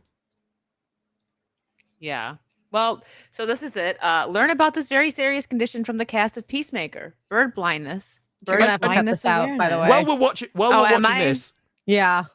Well, while we're watching this, can you pause it and tell me where the jokes are? Like when there's a punchline, just tell me where it is. Okay. Bird blindness affects countless people. Okay, maybe not this part. Believe it, but it's real and it's actually pretty sad. I'm telling you, you can't make this kind of stuff up. Yeah, you can. Deal with the parrot. That's an eagle. That's the part you'll have to cut out. Yeah. So is that the joke? It's not a parrot, it's an eagle? Watching this scene, I thought, this is stupid AF. Yeah. Like, I can't believe that this is actually something in the show. So yeah, in the show, chat, for anyone who didn't see it, Tim Meadows' character here, he's a Argus agent, right? Or so is this guy famous? Is this guy famous in America? Because I've never seen him before. I don't know. Yes, he was on Saturday Night Live. He was a ladies' man. He used to be big in the 90s. He's really funny, but he hasn't really done much as of late. He was also in Mean Girls. Probably because he stopped being funny. He's the principal in Mean Girls. So the story behind this is that he can't tell what a bird is. Like, he sees a bird and he doesn't know what kind of bird it is. That's why he was like a parrot, and they're like, what? They're playing off like color blindness. There's also face blindness. So some people genuinely can't see faces. They just see like a blur. Yeah, and he can't see birds, apparently. Or see the species of birds. Sorry. No, it can't see birds because he doesn't even know how big they are. So they're just like a blur. Oh, look at. Hold on a second. Thanks for letting us know, Mo. Well, we're YouTube featured right now. Hey. Sweet. Sweet. Can I It's just probably say? Insulted James Gunn. Can I We're just like, say the entire agents, the entire amount of agents that were introduced in this segment, this episode, they are dumb AF. And I thought agents were smart. No, because you could only be as smart as your writer, and at least other people pretend to try and make people intelligent. I don't think James Gunn knows he's stupid. I think James Gunn probably thinks he's a smart person. I don't think he knows he's sub 85 IQ. Well, because he probably is surrounded by a bunch of yes people that are like, that is hilarious, put it in. Oh my God, James Gunn, you're so funny. But one of the most weird, I was not on either side of the Snyder-James Gunn debate until I started watching James Gunn stuff. And I'm like, this is one of the worst creators I've ever seen. He made Guardians of the Galaxy 1. I liked it. Every other thing I've seen from this man is awful. And I have no idea how he ended up as a CEO of DC Studios. Yeah, I just don't think, like, I think we talked about this last week, but my thing is, you know, he's writing it like The Boys, and that doesn't work because there's real life people like us. The Boys is better than this. Well, it is, no, but I'm because saying it was in context. They had the characters that could frame this well. The band of the previous agents that work together for the butterfly case, it doesn't work well because they don't have a good mix. They're all kind of the same character. Yeah. But like, my thing is, like, you know, people like we'll say young boys mostly, right? Like, real people in our real world look up to characters in DC and Marvel. So when you write stuff like this, I get it. Peacemaker is more. I don't know who the audience for this show is. That's what I'm saying. Like, I know kids aren't. I'd love to meet someone that liked this show. Like, chat, if any of you like the show, genuinely, why? Let us know why. We're not going to judge you. Well, this is for roommate. This show is genuinely so far outside my world. The comedy, because I don't get American comedy as it is, so I generally treat it as like this far off thing that I just don't judge because I don't get any of it. It's not made for me, and that's how I feel this show is. It's so far outside my wheelhouse, I can't comprehend it. So, but like, my point with it is, like, I get it. Like, you know, Superman wasn't as raunchy as Peacemaker is, and Peacemaker, the show reminds me of like he's pulling like a Deadpool, right? Like a rated R dirty thing. But even this is more raunchy than Deadpool. I know. So I mean, this is more raunchy, and it makes sense, and it's actually funny. It's not. But it's not. I mean, Deadpool's actually funny. But my thing is, like, this is like setting the more tone. Gay, but it's not like I don't mind the raunchiness because sometimes it can be funny. But I think because we don't have this like depth of characters, like a mix of intermingled, you know how like in Guardians of the Galaxy we had, you know, whatever green girl, I forgot her name, Gamora, you know, she's like super serious. We had like a jokester. We had the person who was dumb, but like really dumb in comparison to a jokester. But dumb. In this, everyone is that character. Exactly. Like, I could imagine all of these people going, I've just mastered stealth. If I don't move, I'm invisible. So this is like, Guardians was a band of misfits. Yeah, Guardians was a band of misfits, but they all were different. This is a band of misfits that are all the same. Like nobody stands out for any other reason. They're all just like stupid. Yeah. The only difference is his wife, where I think they're just going that she's violent. That seems to be her entire character. Oh, she's the toxic man. The toxic masculinity. That was weird. That was a really weird scene. It was so like every scene with her is weird. I did not like the scene of her in the supermarket, or not supermarket, the pharmacy, and the girl comes up to her and she's like, she snaps on her. Like, if you're being abused, like, it's okay. Like, there's people to reach out, and she goes, like, she becomes a bitch. You don't know my problem. She snaps that could have been a great scene though, because they set everything up. Like, she's like, she's assuming, you know, if your husband's getting to you, the only thing she needed to say to make that a good scene was, I'm gay. That would have been amazing. And like the line, right, when she's like, "Shut up, Beaker," and he's like, "What's Beaker?" And the lady's like, "It's a Muppet." And he's like, is that a compliment?" He's like, "Not really." Like, who would say that to a stranger? Like, well, no, it's not really a compliment, dude. Like some lady just sitting there looking at medicine. Like that joke, I didn't find it funny, but it was just, it didn't land. A lot of the jokes in this just aren't hitting. And even if you would say that to a stranger, is it funny to say an insult to someone they don't understand? Because the joke is, this person is thick. It's like, yes, but I think every person in this thing is thick. So you're just saying this guy is thicker than you, but as far as I'm concerned, you're barely breathing. I'm surprised you don't need a big alert sticker on your like an alarm on your phone to tell you to breathe in the morning. Like, this is the kind of state we are with this show. Like, it needs to tell you what to feel. At least Alien Earth is boring. This show is so thick. It's cringy. I don't even know. I can't even understand it. Yeah. Well, should we finish this, or we got the gist finish of it? Okay. Finish it for the chat. You don't recognize what kind of bird that is? It's the inability to identify birds. Any birds. They're out there and they need our help. The duck and an eagle are totally different sizes. Yeah, well, they look the same size to me, man. It likely already affects somebody you know. I caught an eagle and a duck. I'm not proud. As an animal expert, it was really hard to watch. Chances are. Where's the joke? I don't understand. I don't see a joke. Is this supposed to be a joke in this scenario?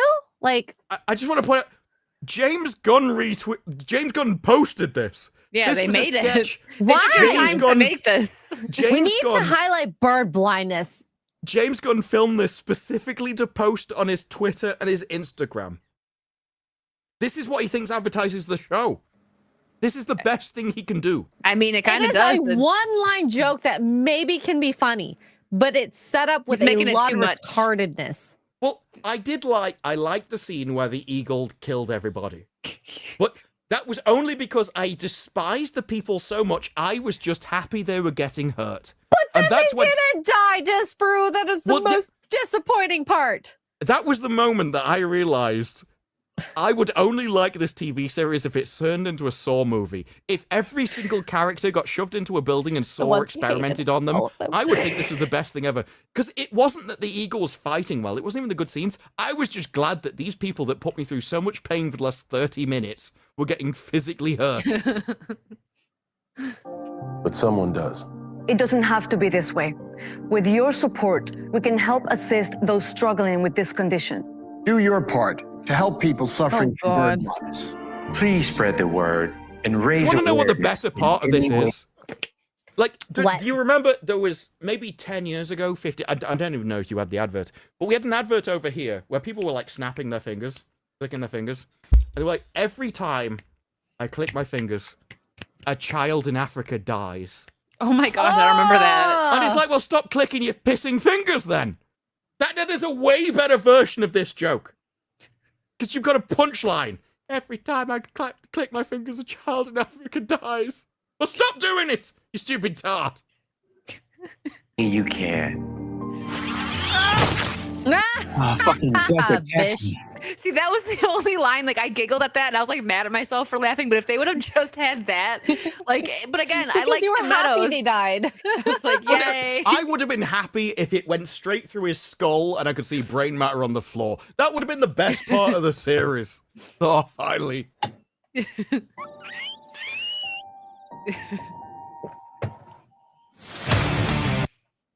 Yeah. Because there's a moment where there's a guy with the bird on top of him, and he's got a gun pointed at them, and he's trying to shoot the bird, but he's like, I don't know how big he is. Yeah. If he just shot his friend, that's a joke. I don't know. That would have been I don't get any of this. I think there should have been furries in here, and the furries included a bird, and the bird furry died. I want is it Zaslav, who's the CEO of Warner Brothers? I want him to watch this series, all of it, and I want him to tell me what's good about it. Like, if you're a CEO and you're giving James Gunn all of this money and you're not watching his content, That's a mistake. That's a mistake. You should definitely watch this stuff to judge it, dude. Oh no. Oh God. The show is a hot mess. And even from season 1, I think it was so far more entertaining, but I have to say I have the same apprehensions that I had at the beginning of season 1, because the thing is the plot took a long time to settle in and for me to understand. And I feel the same way about the show, but because I don't have enough trust in James Gunn, I think he's going to drop the ball on this. I don't think he knows where his own balls are, let alone in football. Well, his wife has them. Who's he married to? I guess the blonde chick. It's the blonde. The blonde toxic. Harcourt. That's his wife. I didn't know that. Okay. Yeah. Or maybe I didn't. I just forgot. That's why he has her beating up men, because it's probably what happens in the home. Maybe. Real Great goes for 5. People in the 50s also paid less taxes, and now everyone must pay the lurker tax. Yes, that's Mike's fault. Real Great Ghost. So. Mike now owns my own children. He sends them to the mines. Speaking of which your is children. okay, because we all know they long for the mines. Carlos Lino for 5. Disparu, have you seen Slither? That's a James Gunn movie I actually like. I haven't seen it, but I've heard of it. I even Google it and it comes up with Slither.io. That's how popular James Gunn is. He can't even be the top of the search term for his own movie. I feel like he injects himself into the marketing. Michael Rooker was in it. And do we have to go back to 2006 to find something good that James Gunn's done? Is that I don't know. What did James Gunn do that's good? Wow. I mean, Guardians. That's all I know. Guardians. Yeah. That was his directorial debut. What, Slither? Yeah. Michael Rooker's in it, Elizabeth Banks, Nancy Fillion, Jenna Fisher. I mean, they were married for 9 years. It was a box office failure, grossing $12 million against a $15 million budget. This is a guy that started as he meant to go on. Aw, we got someone famous in the chat, by the way. Hi. Hi, Jay. I really like your lawnmower simulator streams. Hello. Yeah. Top tier. Ian, thank you for the 50 pounds. Imagine being in a room where James Gunn and Taika Waititi are pitching jokes to each other. It would be like table tennis where the ball is made of pure cringe. I think James Gunn has as much talent as Taika Waititi. I think he's as funny as Taika Waititi is. Takiti Waititi. That's what we got to start calling Waititi, yes. Thank you, Waititi. Yeah. I love it. I love it. Mongoose, thank you for the 5 pounds. I guess James Gunn is suffering from comedy blindness. That's how I feel watching his show. Yeah. My favorite comment about Taika Waititi was from Thor, who said, being directed by him is like being directed by a 7-year-old. I'm like, actually, no, that's a great description of Taika Waititi. Wow. Which Marvel movie did he direct? Was it the Thor Love and Thunder was where that comment came from. Was it Love and Thunder? He didn't do Ragnarok? I didn't watch Love and Thunder. He did Love and Thunder and the one before it, so I think it probably did was Ragnarok? Okay. Yeah, because that's the last one I watched. He did do the first comedy thing that then kicked off Marvel humor, which now everyone despises. Yeah. I mean, yeah, he did that gay pirate show that I refuse to watch. Is that the kid one? Gay pirate show? No, literally, quite literally. They're gay, like super gay. It's let me look it up. Ugh. It's like what is it called? Chat will probably get it before I find it. Chat always knows. We love you, chat. It was on like Prime or something. I don't even know. I just know I wasn't. Our Flag Means Death. It came out in 2022.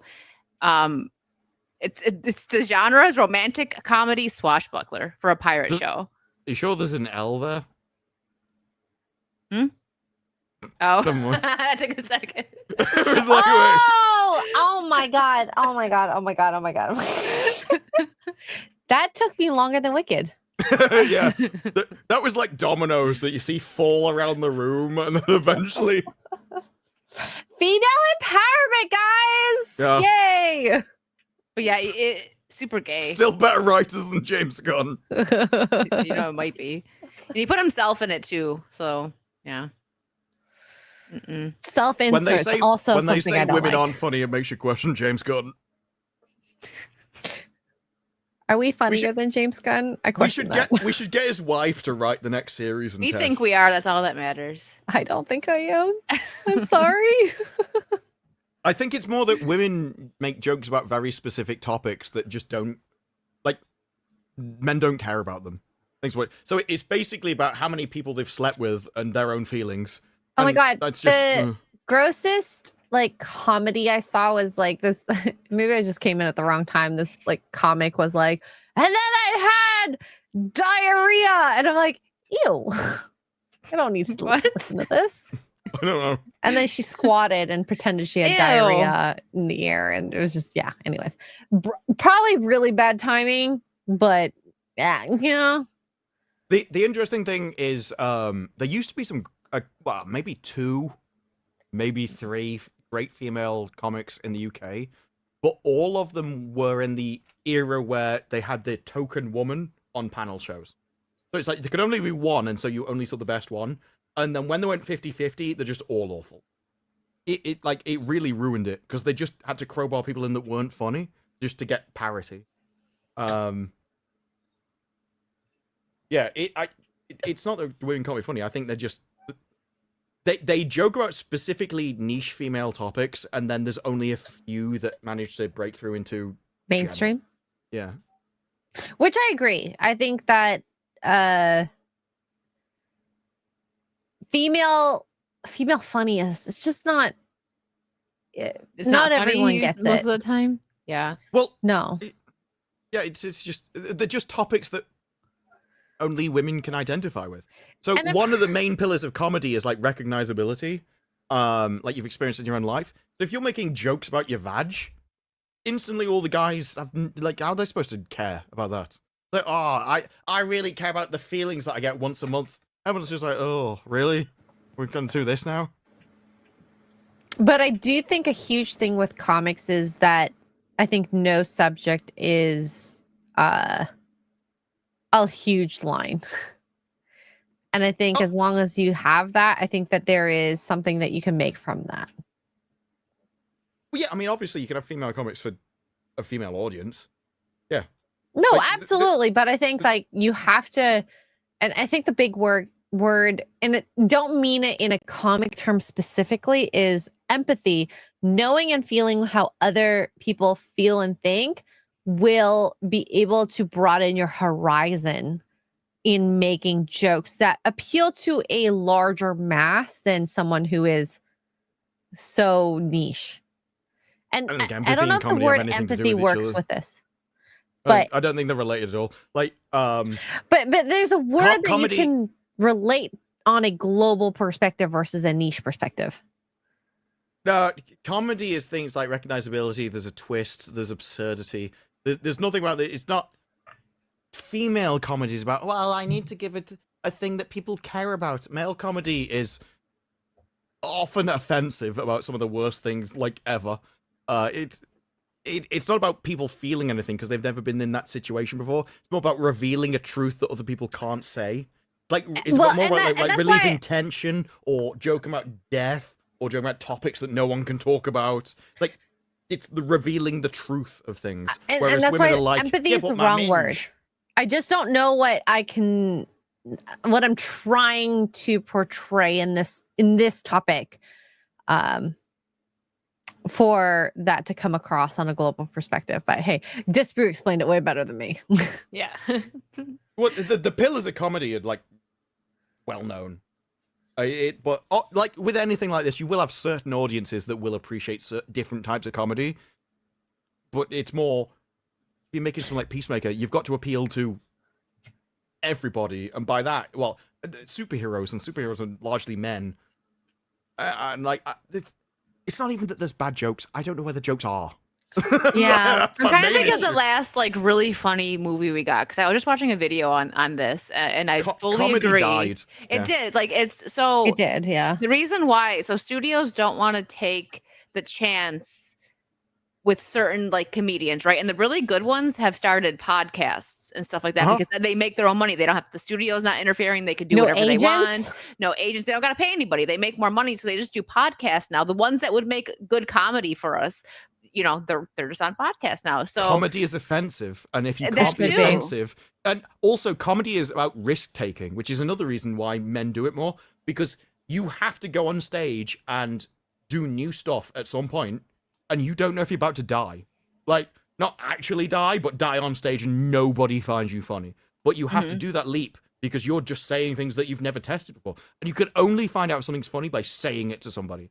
It's easier for like comedians nowadays to take off because back, like 80s, 90s, there wasn't the internet the way it is now. Like in the 90s, it started, but you had to do stand up. Like you had to go in front of people and get booed, and get in that way. Now you can just get a video or a little short that goes viral on TikTok or YouTube, and you're in. I think it's the other way. Because the way that you used to go stand up, and then you do stand up at the clubs enough that eventually an agent would spot you, and they would get you more clubs, and then eventually you get onto television, you break into television, and kind of make it. It's like Jimmy Carr can still get away with his offensive humor because everyone that goes there is in on the joke. They know they're going to be insulted and offended, and he's going to make jokes about everything. So he get grandfathered in. New comedians, all the comedy clubs, at least, I can't speak about America, but in the UK, they've all gone like woke, essentially. So you can't make jokes that are good anymore because you might offend people, or you might say this, or you might support this person, or you might make a joke about these people. You can't say that. And so it just kills comedy. And the weird thing is, on TV, even the people that used to be funny are no longer funny because they've merged and moved along with society. So now they can't make the jokes that they would have done. They basically only crap on one side of the political aisle, and that's the only jokes they can make. That's it, people you can crap on. Yeah, like look at Bill Burr. He used to be so funny. People. I used to love Bill Burr. I've actually seen him do stand up live years ago when he still had hair. He was so funny. Now he's a freaking Looney Tune. It's because one of the parts of comedy is truth and absurdity and saying things that people like, relieving the tension of society by saying things no one else can say. So it inevitably means that you are anti the dominant society, the dominant social order. So if you're supporting the dominant social order, you can't be funny. It's impossible. Because you are scared of offending who XYZ of. Well, you're not saying the truth because the dominant social, at the moment, the dominant social order is based on a lie. And so unless you're willing to offend people, if you can call them people, then you will never, ever be funny. You can only ever say things that everyone else knows isn't true. And so it's not funny. And that's one of the things. That's why we now have clapter. Because now it's, I agree with this statement. Whereas laughter is a reflex. It's something you do without thinking about it. You can't control it. This is why you don't laugh on your own, because laughing is a social thing. And one of my favorite theories is that laughter is a sign to others that you're not going to punch them in the face. So it's like, I've been offended. I know I've been attacked, but you're telling the person I'm not going to respond with violence. Yeah, Dave Chappelle's not doing movies anymore. That's the thing. Like, I miss having good comedies, but I totally understand why the good comedians that aren't afraid to still be funny aren't doing movies, because it's just not financially beneficial. You spend days and days, months sometimes recording a movie that may even flop at the box office, or you make more money just doing it yourself, doing podcasts. So I absolutely understand why. But I miss it. So yeah, that too. Netflix specials, which I just miss good comedies. I grew up in the 90s, and that's when they had like the raunchy. They weren't afraid to push the boundaries back then, like 80s too. But I love when I laugh so awkwardly, because you're like, oh my God, that is so whatever, pushing the line, but also funny. Some of my favorite stand-up, because I used to watch stand-up all the time when I was a kid. And you would, especially with people like Jimmy Carr or Frankie Boyle, people would go, ooh. Like, their reflex would be to laugh. Then they realize they shouldn't. Then they get offended kind of at themselves. I mean, that kind of hurt though, didn't it? And it's like, you weren't sure what to think of that one, were you? It's like... Agreed. Agreed. Absolutely agreed. Yeah, I was actually just gonna bring up Dane Cook. He was one of the like. Oh, I don't want to say so good back then. He was good, but he was, I guess, like some comedians didn't really like him back then because he was one of the first, probably not, but that I could think of that used the internet to his advantage because it was MySpace, and he would answer all of his fans, and he would like, okay, I'm going to be here at this time, and like he built a fan base online, and then when he went and did these stand-ups, these people would come see him, and that helped get him up faster, which that's smart.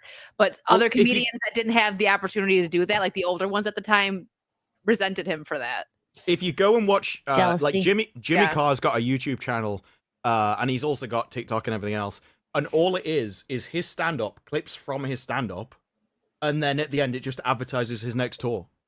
And that's one of the most amazing things he can do, and he gets loads of views on the stuff, so he's making money over here, advertising his tours. Everyone knows what they're in for.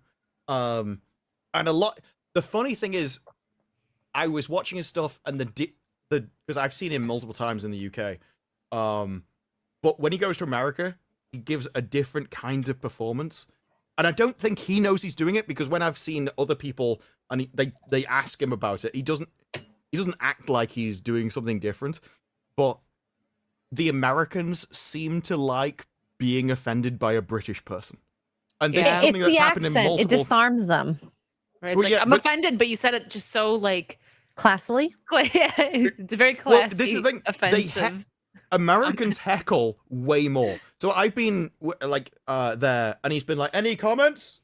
And it's kind of silence. Maybe there's one or two, but he says it to Americans, and there's loads of people. Like, he never lacks for people shouting out to kind of be part of the performance. So it's kind of more welcoming, but at the same time, it's like, yes, please insult me. Because that's all he does in every response. Yeah, sorry, we got I like when we do that, though. That's like the funnest moments on Saucy, when we digress and deep dive into something. The weirdest spaces. I love it. Yeah. Shane Muniz for 10. Thank you. Intelligent women with good takes. Much appreciated. Thank you. You're welcome. I was waiting for that. I was going to say. Carlos Lima for 5. Females are funny. The funniest thing that female feminists have done is break Hollywood. That's true. They've destroyed a lot of things in their time. Learning. See, he is learning from you, your son. He's taking after you. That's not a good thing. Sorry.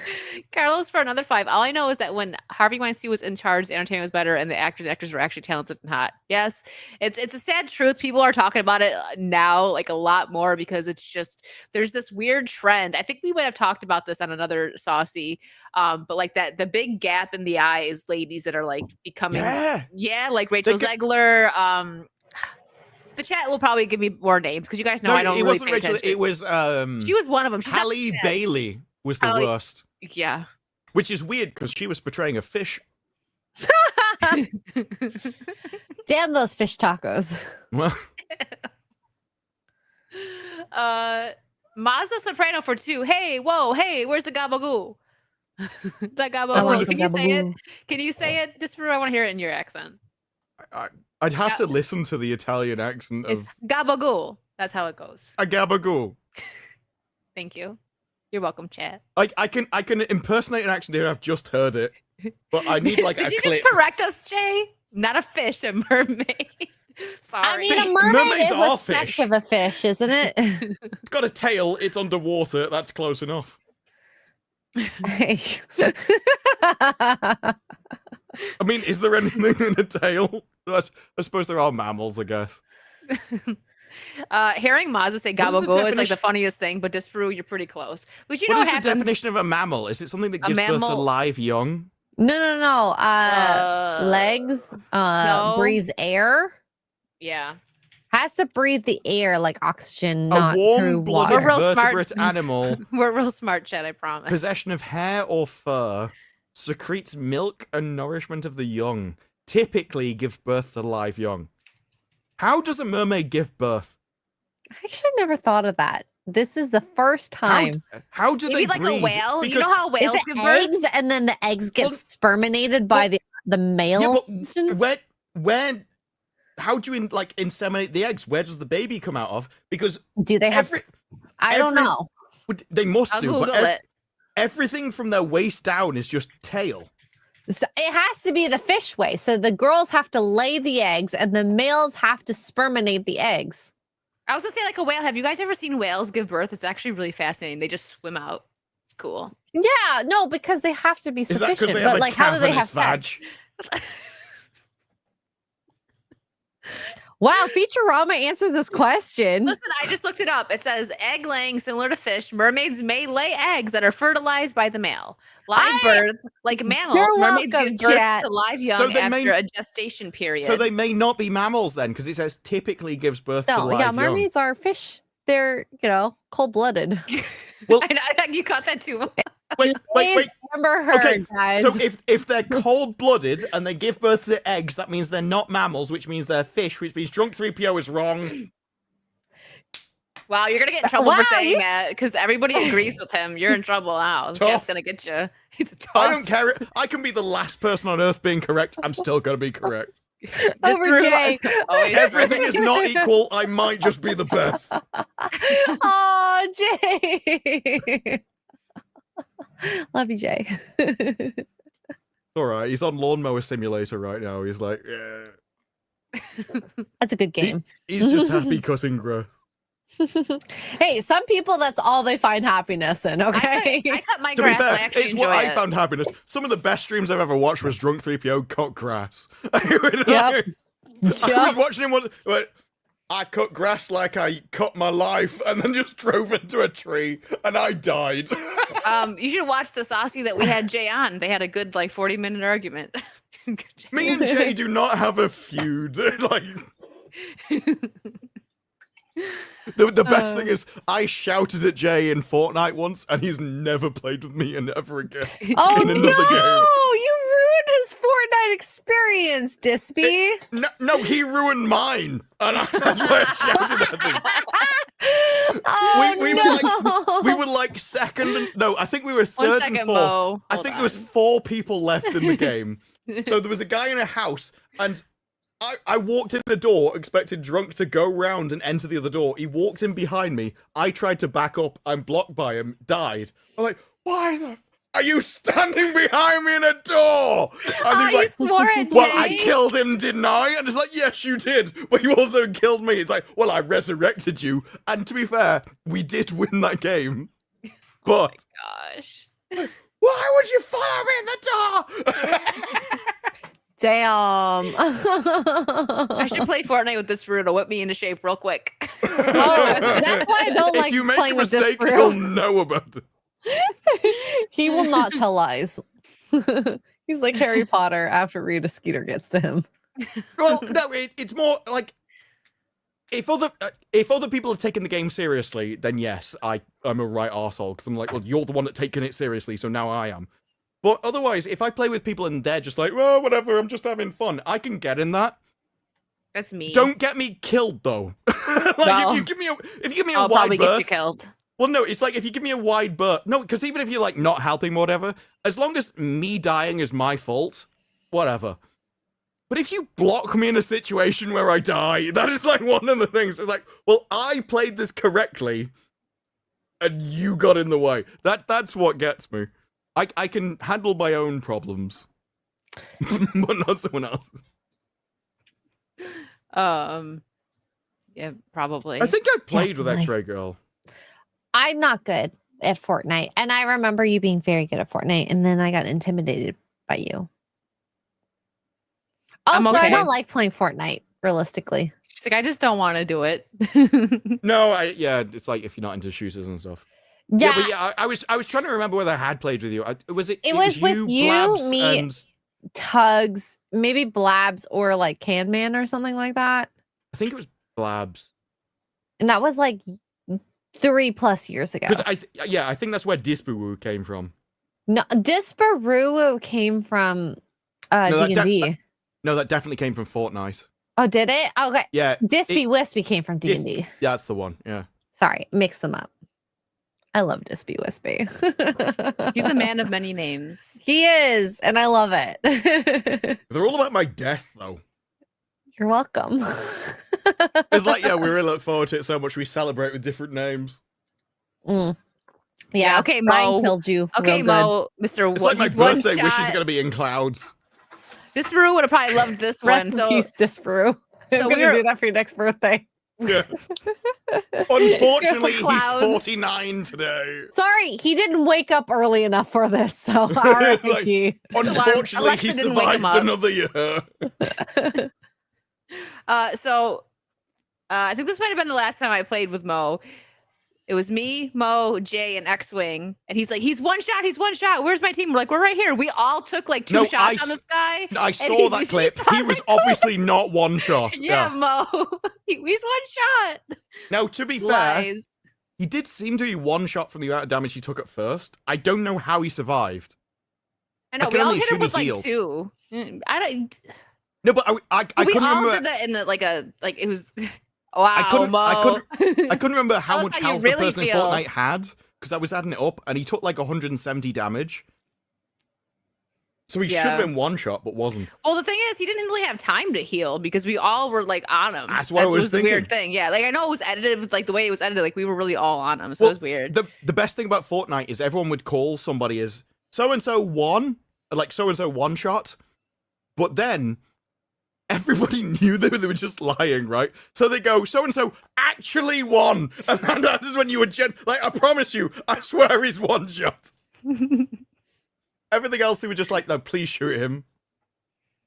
Mo, thank you for the 2. Ricky Gervais's laugh cures cancer, I'm pretty sure. He's one of the last really funny ones left, because he even makes some jokes where I'm just like, dang, but it still makes me laugh. Like, you're not supposed to laugh at that, but I'm gonna anyway. It's because he offends people. Yeah. He walks in front of Hollywood and says, I don't care about any of you. I don't care what any of you think. I'm going to tell you the truth. And that's funny. Mm-hmm. I feel like Shane Gillis is going down that road. Like he does, but he's still younger. Like once he's older, I feel like he's gonna be like the American Ricky Gervais, because he doesn't care about offending people. Mazda Soprano for 2. Jay won't play Space Marine 2 with me, bruh. I'm really sorry, Mazda Soprano. And why does Mazda's face fit so perfectly? He is like everything, like whether it's a girl, everything. Everything. Oh my goodness. Black Cane, thank you for 2. Platypus lay eggs and produce milk and has venom. Platypus they have venom? Platypus is like the weird animal that shouldn't exist. It's a bit like I don't know what you call. I assume you don't call them daddy long legs, but over here that's what they're called. Oh, daddy long legs spider? I don't think they're a spider because they fly around, but they might be. No, ours don't fly, and they don't bite either. No, they have really long legs and wings. No. And it was Ricky Gervais actually said they had one of the most deadly poisons in the world, but they have no means to administer it. Yeah, so that's like daddy long legs here, but they don't fly. Like they are fly. the most poisonous spider. They have the intellect of James Gunn, though. So they fly around and they just smash into things. So they're like bang, they're like ping pong around the room because they can't control themselves. So imagine just this really big, long-legged thing with massive wings just hitting, like ping-ponging around all the walls and the glass and stuff. So yours have evolved. Yours have evolved. And this thing has the most deadly poison, and it's just nothing. Ours do not fly. Okay, I'll show ours in a minute. In the UK, I had to do Daddy Long Legs UK. They don't look like that here. They don't got wings. Oh my god, that's so scary. Well, they're not scary because they can't bite you. But apparently they are incredibly venomous. This is the one in America. Yours have wings. Oh, well, that looks way much more like a spider. Ours don't look like a spider at all. They have long legs, but they don't like sit on them like spiders do. They have long legs and wings?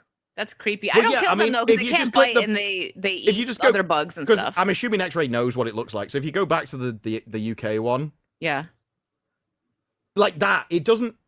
That doesn't look like a spider. It does look like a mosquito. And as it flies along, half of its legs are broken because it's been smacking them into like walls and stuff. Ours just like find a corner and chill there for a bit, and then they eat like the other bugs that we don't want. Ours too, but I always thought it was just down to concussion. Like, they will just bang, bang, bang. They're really annoying because you just hear them, like, smashing into things all the time. In Florida, we have some, like, really big bugs. Like, I'll just be... Oh, my God. They're huge. Same with your geckos. Oh, yeah. That's no way to talk about drunk 3PO. Oh, my God. I wasn't talking about Jay. I'm sorry. So, bugs, like, they will just fly into my windows. I hear a big, like, dunk. I'm like... Somebody throw a rock at my window. I was like, No, it's just a freaking bug. We have that with pigeons. They'll just fly into a window. You're dumb, though. You just like pull the curtains back and you'll just see like like the grease of it flying into your window. It's just splat. Yeah, she sure does. Like whenever she sees one of the geckos walking around here, she practically jumps into my arms like Shaggy and Scooby Doo. Well, yeah, because she's like, oh, that's a great snack. A gecko? No. Yeah, X-Ray walks around like the entire country, and it's just sort of like fast food. Oh, well, dogs, yes, but not geckos. Although they do deserve to die more than dogs. I like the geckos. They don't do anything. They scare me, okay? I literally cried because of a few. That she was like, nice. They just run away. Yeah, dinosaur ancestor. She was getting ready to Jurassic Park that thing. Ian said I had to throw a dead pigeon over the fence a couple days ago. Oh no! Wow, Ian, that's so morbid. Pigeons do just fly into windows. Now, one of the things I find out about our pigeons was that they're actually domesticated creatures that we just gave up on. So when we didn't need them for messenger birds or anything, we just let them into the wild and they survived. Prisoner. All pigeons are just domesticated pets that refuse to die off, essentially. So this is a story from like 10 years ago or so. But I remember when Dan was on here, I think it's when X-Ray wasn't here, so just Drew might remember this. I talked about the prisoners in Brazil that were using pigeons to like get cell phones in and out. Like they were using them to like just sneak in things they weren't supposed to have. And it like what? So, oh my god! I'm not surprised. Anything that goes on in Brazil doesn't surprise me. Yeah, crazy. All right, let's go on to something else here. Did you guys see this? Bella Ramsey on critics of Last of Us 2 going into season 3. I would say you don't have to watch it if you hate it so much. The game exists. The game sucks. Last of Us the second game is awful. You can just play the game again and you don't have to watch it. But if you do want to watch it, then I hope you enjoy it. So, you know what? She's just salty that Pedro Pascal was not anxious around her. I don't think she has the right equipment, though, to be fair. I'm not even sure that's her fault. So you want to know what's really funny? The actress that played Abby actually is better looking than her. They should have switched. Yes, which is the opposite than in the games. Yeah. So a lot of people, especially like Gen Z, we've seen the weird TikToks and stuff of the Gen Z girls that are just like, he's daddy about Pedro. Like, okay. Ugh. But yeah, but those people didn't, so it makes sense. Yeah. So they didn't play the games. So they didn't know what was happening because there was all these like, Gen Z guys recording their girlfriend's reaction to the bat scene, and they're like, no, they're all like freaking out, and they're all sad. And it's like, yeah, I was in the game, bro. But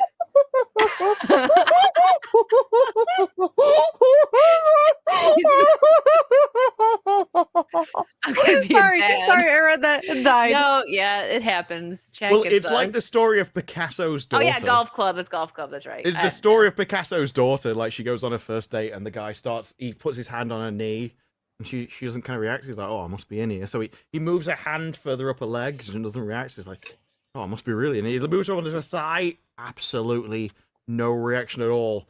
Then in the end, he puts his hand on her shoulder. He says, we should go back to yours. And she slaps him around the face. It's like, I've never been so offended in my entire life. So high that I'm Picasso's daughter.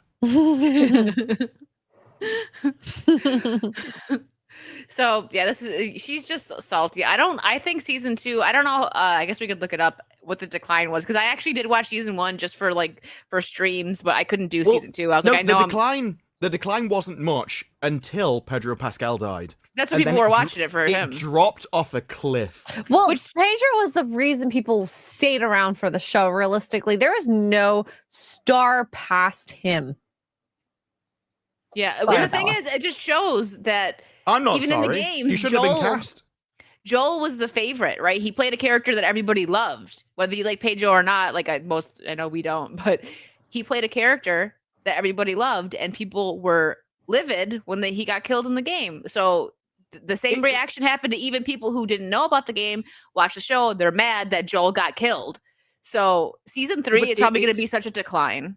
It's more than that. It's like, if you want to, the character in the games, because I've never played them, but I watch playthroughs. If you want someone to bond with someone, you have to like them. And one of the easiest ways to get somebody to like somebody as a person is to make them attractive. It's just basic stuff. It's called the halo effect. You think better of people who are attractive. And it works in reverse. You have a harder time if you're ugly, because now you have to prove yourself to the person rather than getting any of the benefit of just being like that. And so, if you want us to like this character, making it Bella is going to be difficult enough. And then you add in like multiple gay romance stories. Then you have her being a daddy. And you just, you set her up to fail. You did the worst thing. Now she fit in Game of Thrones, where there's all these weird characters in charge of weird families with weird ancestry and stuff. And so it works, but you have to know your lane. And your lane is not innocent child that people care about. No. That is not when what you're Bella a Ramsey daddy. is for. Oh my God. Yeah. That's even something you want to be serious and I knew they were going to do this. When I seen that season, like they were going to be dragging it out of season 3. I'm like, they're going to make it center on Abby too. Like they're going to go back to like Abby's backstory. Probably nobody cares about that. Well, that's one of the, they made Abby more attractive than she is in the games because they also understand that. Like Druckmann wanted people to care about Abby, so he made her more attractive. Like he was like, he knew he had to change things in the game to win people over. Yeah, but they changed like what was it? Abby was I'm just glad they didn't go like so muscular. Like, I really thought they were gonna get like a trans person, and you know what I mean? Well, go that exactly. route. But now, if you want my opinion, in the games, obviously it's a bloke. Obviously. And I think it's very similar to what I said about Agreed. Zarya in Overwatch. Because it was so obvious, they didn't want to confirm it because that would be like confirming a stereotype, and that they made a stereotype. And I think it was so obvious for this that he just went, no, it's a woman. No, it isn't. We all know it isn't. You can tell by looking at her it isn't. But when it came to actual real life, there is no women that look like that. And so they had no option. And so they had to make her like a more attractive and altogether slim person. And so now her character doesn't make sense. Well, because Abby wasn't even realistic in the game. Like you people are like, it's an apocalypse, so you don't have access to all the food you would need to be that freaking buff as a girl. Maybe a guy could look like that because no, because he wouldn't have the food because you're in the apocalypse. But so I mean, her size, like a guy could kind of bulk. Like her. No, not in the apocalypse. Well, yeah, no, I'm just saying like a guy could get a bulk, like a little bit bulk faster than a woman. So like, but she was like super bulk. So like her level of bulk, a man could probably kind of achieve, but not a woman. No way. Her level of bulk, even for a bloke, was I need steroids. Yeah. So that would be I work out all the time. I have steroids. And I have like an overabundance of food is what it requires. People are actually really amazed by because. It's a bit like people are so fat now, people have forgot what humans look like. And it's the same with bodybuilders. What you think of as like a muscly body is impossible without external stimulus. An actual normal bloke who exercises, he's very lean and looks toned, but not muscular. There's a shape to it, but it's not bulky. And that just requires extra stuff, which you don't get in the apocalypse. No. But... they removed all the good stuff, like the stuff that actually would have made sense, like the bigot sandwiches they removed from the show. And it's like, well, the problem with bigot sandwiches isn't that people would have a problem with two women being together. That's actually, that fits. Because one of the things that these shows do, they take modern attitudes and they put them into an apocalypse where they don't make sense. So now you could be like, well, it's my life, I can do whatever I want. But in the future, two women getting with each other be like, well, the world's ended. You have to have babies. That's your duty. And so by you getting together and not having babies, you're now actually actively harming society, and we need you to have babies. So it's like, regardless of whether you like it or not, you're going to have babies. And that's an interesting idea to like explore in a game, but they won't do it because oh, well, it might imply they have to do something they don't want to. It's like, yeah, but what if they have to do something they don't want to ensure the survival of the species? And it's like, they only look at it from the modern point of view, not from the actual real world point of view that would exist in that time. Even 29 Days Later had an element of exploring that, even though it didn't go far enough. Yeah, they could have really made the second game really great. They could have, but they just I just don't understand. Screw the pooch on that one, realistically. I know we've like beaten this to death talking about this over the years, but it's the first one was such a wonderful game, great story, and it's like, hey, I'm gonna build up these characters, and then we're gonna take one of them away from you, and not only that, we're gonna make you follow around the character that killed him. But it's not just care that, about her. It's the marketing that they had before the game came out, striking down channels and doing all that stuff that also had a bad taste in your mouth with it. Oh yeah, I didn't play the second game. Because it was a console game, so I never played it. I only ever watched like videos on it and stuff. But from what people were talking about, the first game was made by a woman who like had those kind of more traditional values. So it was meant to be a father-daughter story, and then she got ousted from the company. Druckmann took over, and he had none of those values, and so he just destroyed them. Yep. And so now he came from it as the attitude of the father was wrong for saving his daughter from being killed. So no, it wasn't. Any father would do that. I know she wasn't his. And you should want your progeny to live. Exactly, and the fact that he lost his biological daughter in the beginning of it, like they show that like the impact that had on him. So it's like he had a chance to save another daughter figure, and he did. So that makes absolute sense, and it was great writing. It's like the Andrew Garfield moment. Yes, 100%. Where he had the chance to save.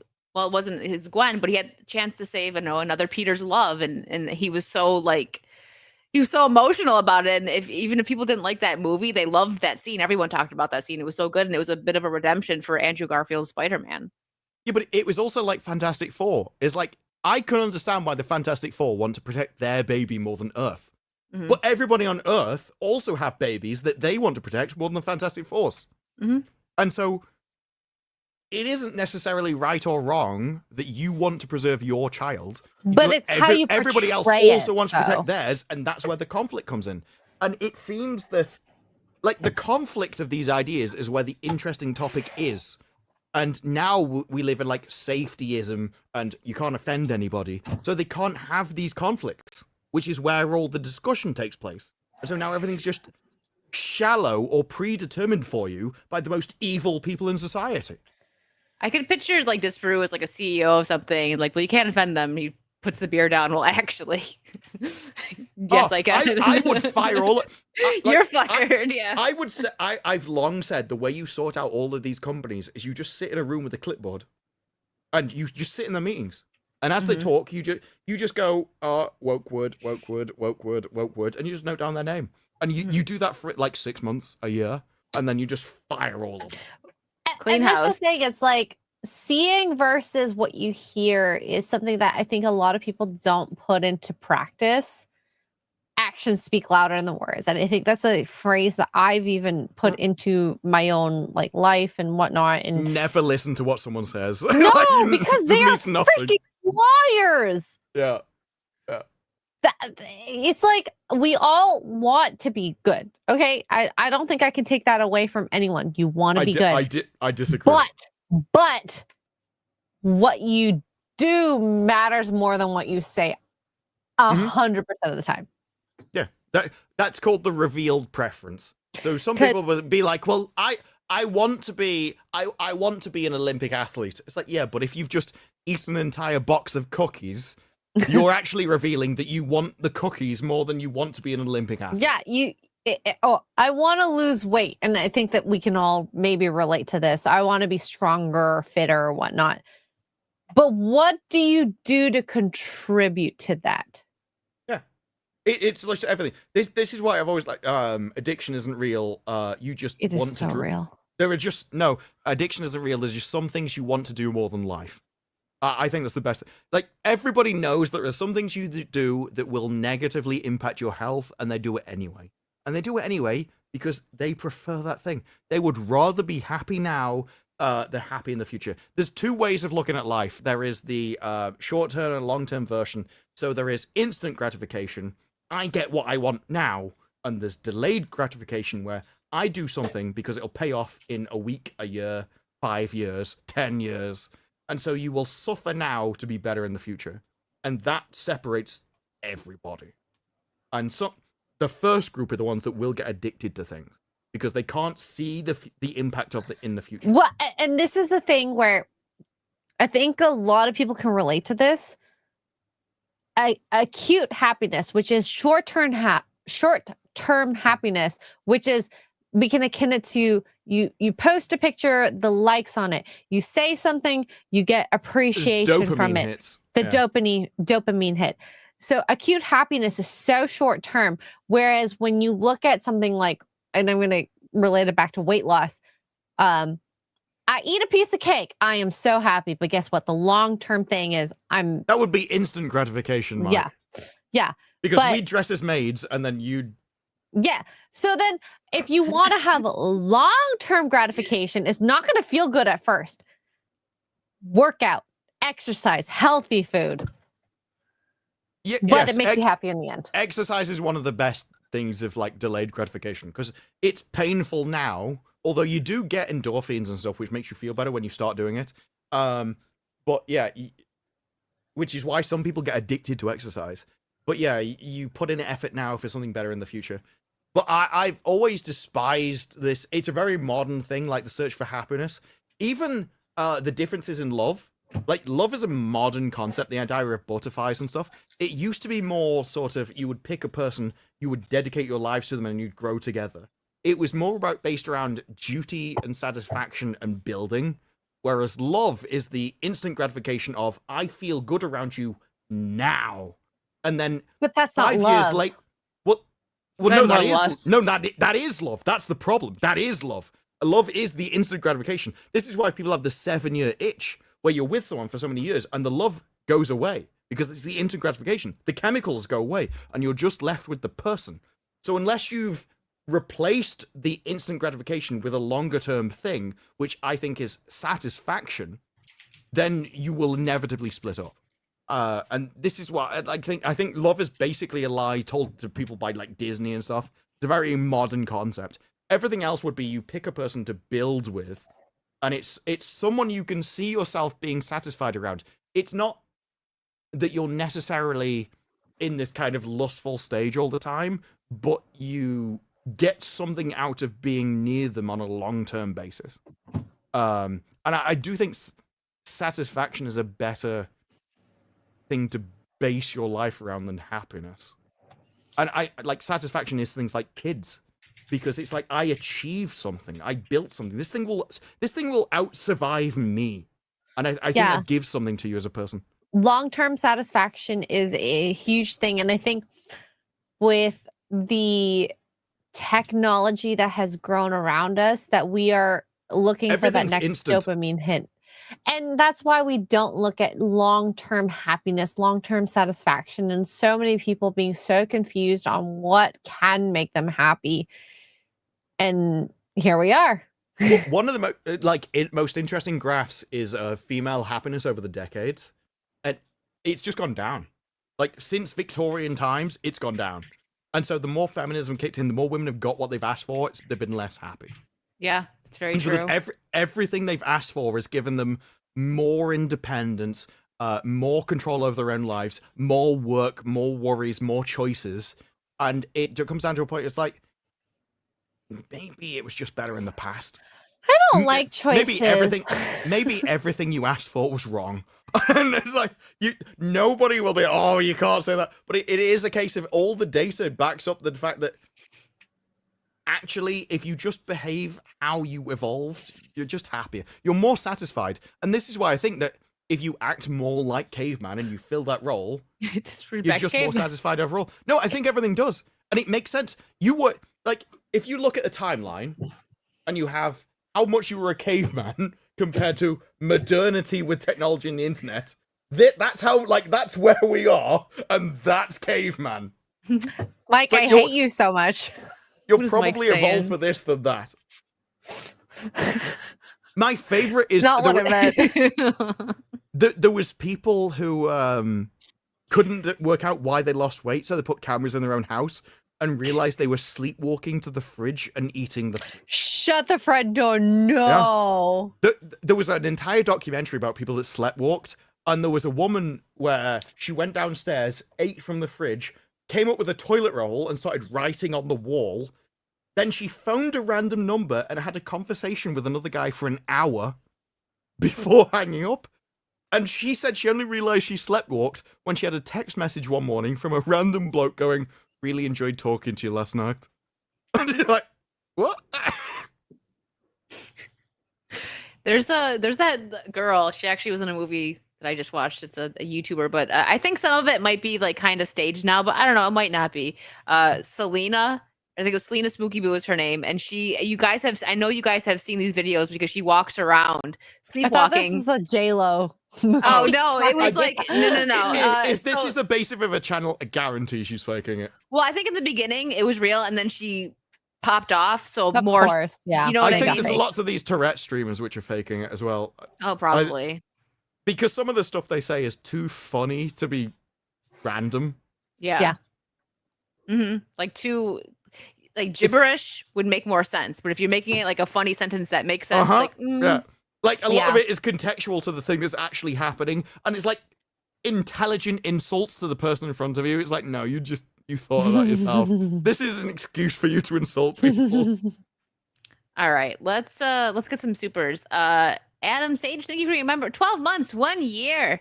Platypus are mammals. They lay eggs. See, they're so weird. It's the weirdest creature ever. They've got a beak. Yeah, they have a beak. They lay eggs, but they also live weird. In Agent Orange has been a member for 2 months. Hail all. Disparu, since you liked Psychopaths, I want to recommend. I was looking Gary. at I want to recommend Jinro, the Wolf Brigade, the animated movie. I think you'll like it. Psychopaths. I'll leave it up so you can look. What's started Psychopaths? Really good, and then I recently went through everything. So I went through season 2. I went through the 3 movies, then season 3. And I think I'm on season 3, and it lost what made it good because it stopped being about the thing and started just being like there was one character. I can't remember his name. It's the bloke from the first series. You'll know what I mean. And he was the philosophy person, and he was what made it interesting because he was the guy that made it think about humanity and why we're here and what free will is and are we free people. And when he came back in late stories, it was good. And every other character is too thick to make it interesting. Carlos, thank you for another 5. Actually, girl can't help being afraid of lizards. Her ancestors were always running away from Godzilla. That's true. Wow. It makes so much sense now. It's all coming together. She evolved this way. She is satisfied when she runs away from a gecko. Thank you. It makes so much sense. That's why it gives her a reason to be. She actually needs a pet gecko to chase around the house. She'll be happy. I hate you so much. Yes, Andrew, but I'm not wrong. True. For 2 pounds, Abby is a realistic body type in an apocalypse. Absolutely, 100%. No lies detected there. If you're a bodybuilder and you start like murdering people for their resources. Zahalo Man? Is that how I pronounce it? Like Zahalo Man or Zahalo Man? Zahalo Man. For 10, we all know they have fish sticks. This was talking about Last of Us. Oh, she loves fish. Yeah. She has to wash her hands a lot. Ew. Do they have a good spot to wash their hands, though, realistically speaking? Probably not. Mike, thank you for the 2. Disparu, watch Full Metal Alchemist Brotherhood. Now, is Full Metal Alchemist different than Brotherhood, or is Brotherhood a version of Full Metal Alchemist? I remember watching it, but I don't remember which one I watched. Because I've obviously heard of it, and I see it recommended, but isn't Full Metal Alchemist the one where there's loads of different spin-off versions of it? I think so. Which is why I'm asking. Oh yeah, it must be because that says it's only got one season, but it says 2009. Okay, yeah, I'll watch that. It says Brotherhood follows the manga and is closer to the story of the manga. Okay. Maybe I'm thinking of something else. I keep seeing something else recommended, which I thought there was loads of different versions of. Full Metal Alchemist is the original, but doesn't follow the story. Brotherhood is more faithful. Yeah. Okay. Oh. All right. Andrew Matthews, thank you for £2. Disbrew, did you watch Butterfly? I didn't. No. At the moment, I'm going through the Apothecary Diaries, which I heard that's pretty good. I think I heard good things about that one. The reason why I started watching it is because I heard that Solo Leveling won Best Anime of the Year, and people said that what is it, Frieren and the Apothecary Diaries should have won instead.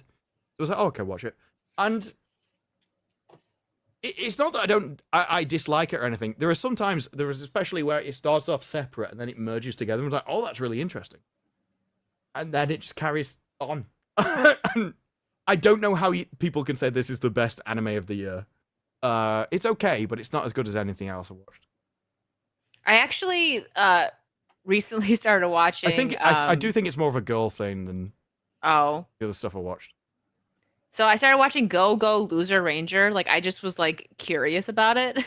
And it's actually it's kind of like it's like Power Rangers, right? But it's where they're not really that great. Like they're the good guys, quote unquote, but they find these monsters that they're kind of like the putties, I guess you could say, but they come back and they took over and like killed their higher ups, the Power Rangers did, and they make the lesser monsters every Sunday. They have to put on this show for people to see that they're big heroes. Like they kill them all the time. They have to form propaganda. Yes, it's like fake. And you actually feel bad for the monsters because their life is just, catering to the Power Rangers.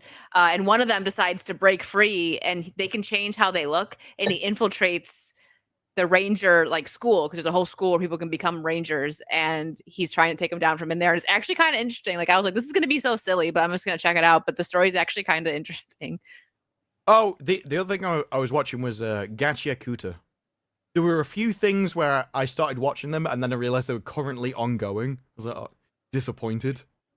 Because every other anime have been out for years. So I could binge stuff that was already out. Trying to see if we missed anything here. All right, we did not.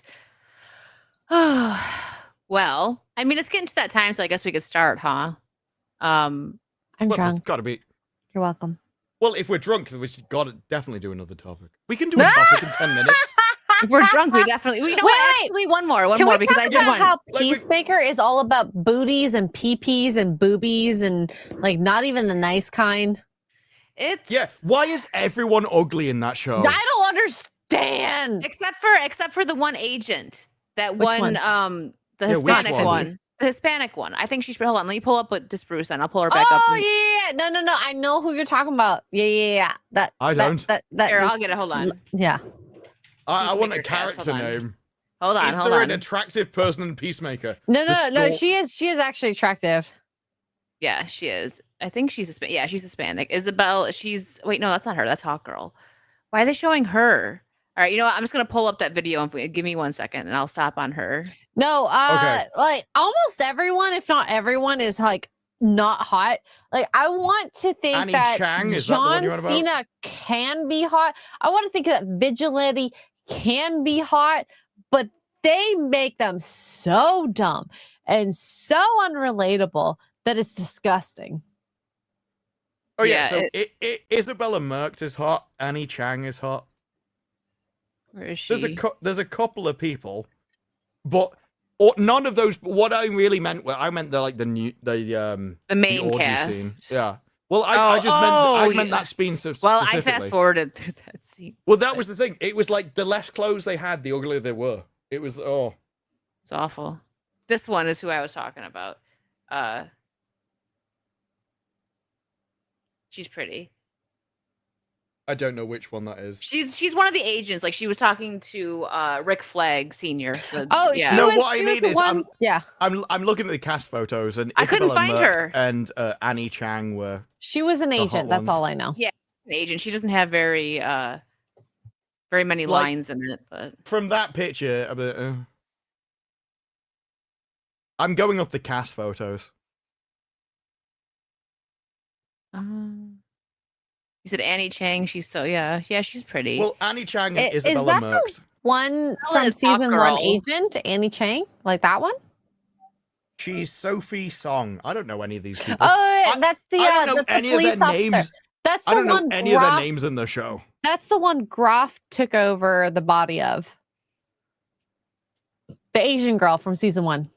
Yeah. I didn't watch season 1. It's been a while. I wouldn't be watching season 2 unless I was forced to for FNT, as it's the only reason why I'm watching any of this trash. I never watched season 1, so I was like, we have to watch season 2. I feel like I need to watch season 1 just to get context. Like there is a level of trash which is interesting. This is nothing. Like this is not interesting. James Gunn is so talentless. He is so beneath humanity as a species that I wouldn't even watch anything that he's done. Like Superman was so awful. Superman was basically a feminist wet dream about, well, what if he had feelings and really cared about everything? It's like, like his entire speech is, well, I really get hurt by you. And the outtakes of that speech are even worse. When you say that I'm not a human, it hurts me feelings. I'm like, oh, God, you absolute bitch. You hurt me, Disbrew. He's going up to Lex Luthor and going, you hurt my feelings. It's like, I don't care. Nobody cares. Your feelings are irrelevant. Grow up, you... Oh. We need Tell a us how topic, you Wicked. really feel, Disper. We need a topic, Wicked, for 10 minutes. We need a topic for 10 minutes. Yeah, I was going to bring up... No, I tell you the top. The feminist wet dream. I am policing memes. That trailer. What are you talking about? I've got it. I'm going to copy it. Oh, I have it. I had it. You put it in copied the chat. Okay. Yeah. I got it. I haven't seen this yet, so... This trailer is wild. This is... Imagine you're a mom in California and you think you're saving the world. Well, speaking of California... That is this trailer. Oh, God. Oh, here we go. Hey, kids, come on.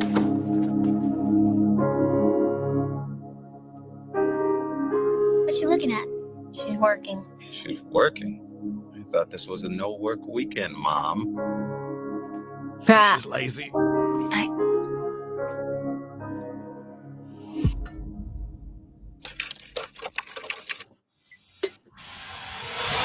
It's gonna be a coordinated mass attack. Blood will be shed. Locked and loaded. Been planted for months. The hunt has begun. Oh my God. She's policing memes. I thought actually, oh my God, was it the part of the trailer for a second? It came in right when it was quiet. No, for anyone that needs background on this, this is literally the story of a Californian mum going on the internet to police memes because the men might be revolting. That is the story. This is every Californian TikToker's middle-aged, barren, housewife going, I could save the world if only I could infiltrate those men folk. Oh, the men are supposed to infiltrate you, darling. Well, no, I mean, she's moved into an already prearranged family for her, so she doesn't need to solve that bit.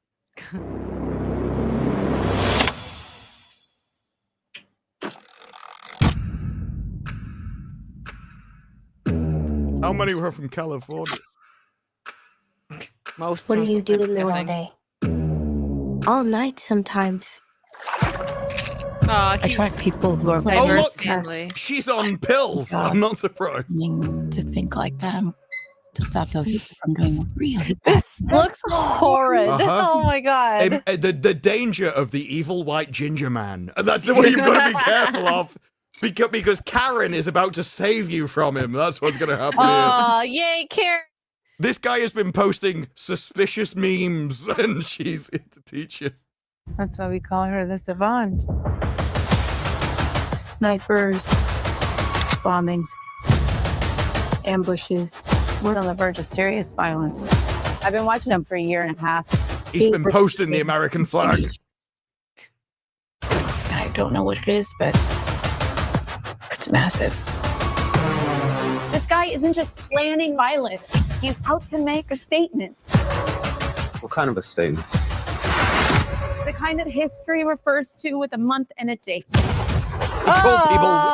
called people woke. Innocent Americans are going to die. We need to infiltrate further. I don't think you should keep pushing this. Oh, listen to me. They need She's sleeping with the enemy. They have photos of your family. The first time she's ever been with a real man. With terrible things. It's like this guy doesn't pluck his eyebrows.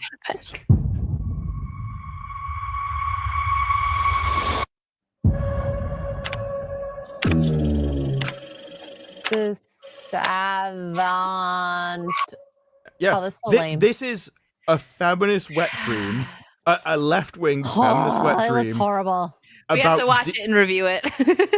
About dealing with somebody posting memes. It is just even the savant. She's like, well, I'm so much more intelligent than them. I can infiltrate those pesky white men folk over there. The really dangerous people.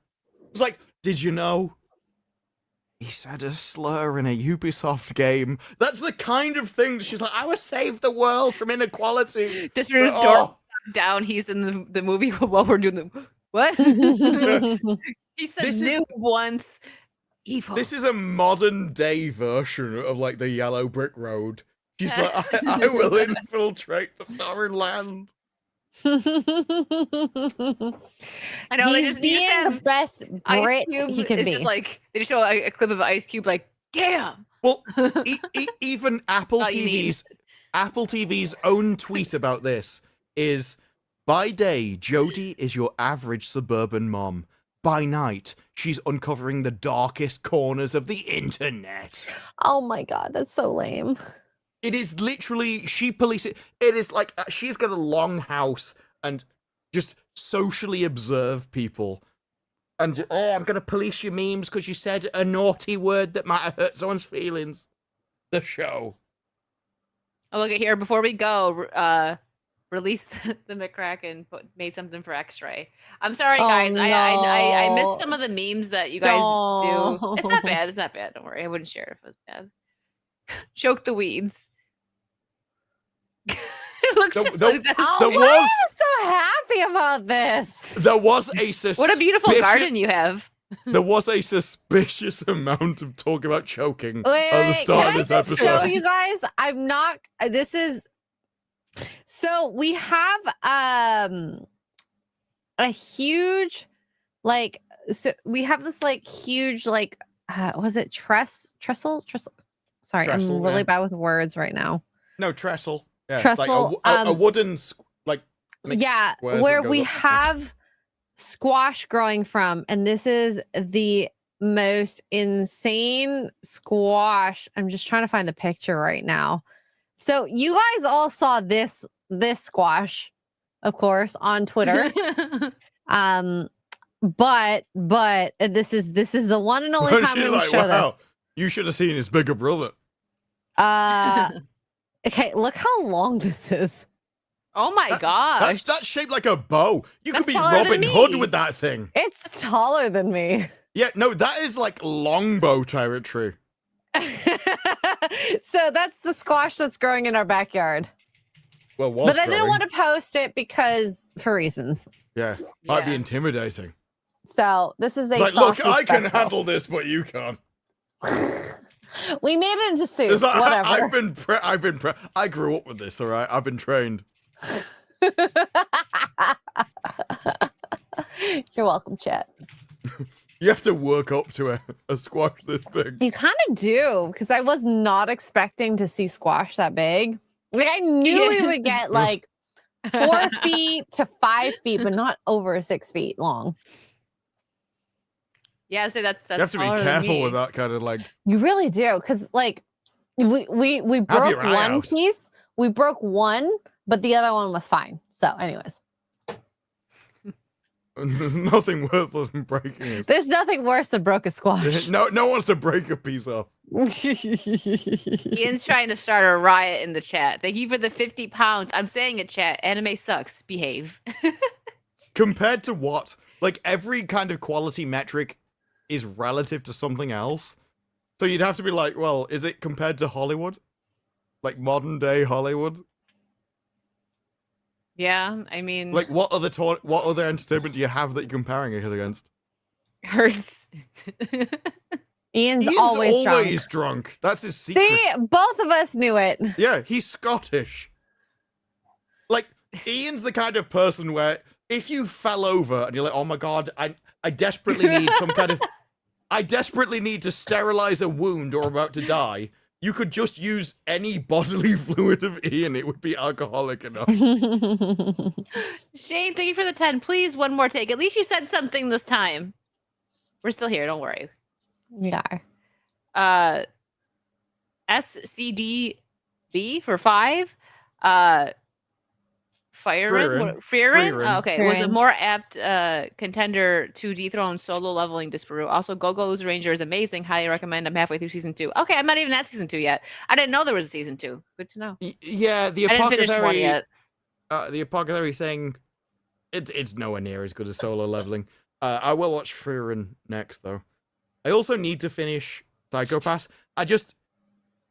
Halfway through season 3, they stopped caring about the only thing that Psychopass is about, and it just became like a cop drama. I'm like, you've missed the point of why this series was good in season 1. And it's one character that carries the entire series. Shane Eunice for 10 says that he's an overgrown weed. Well, damn. Damn. There's only one way you're gonna get rid of him. Damn. There you go. Can't wait that one well.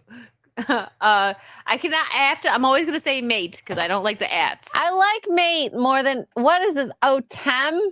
Sorry, mate.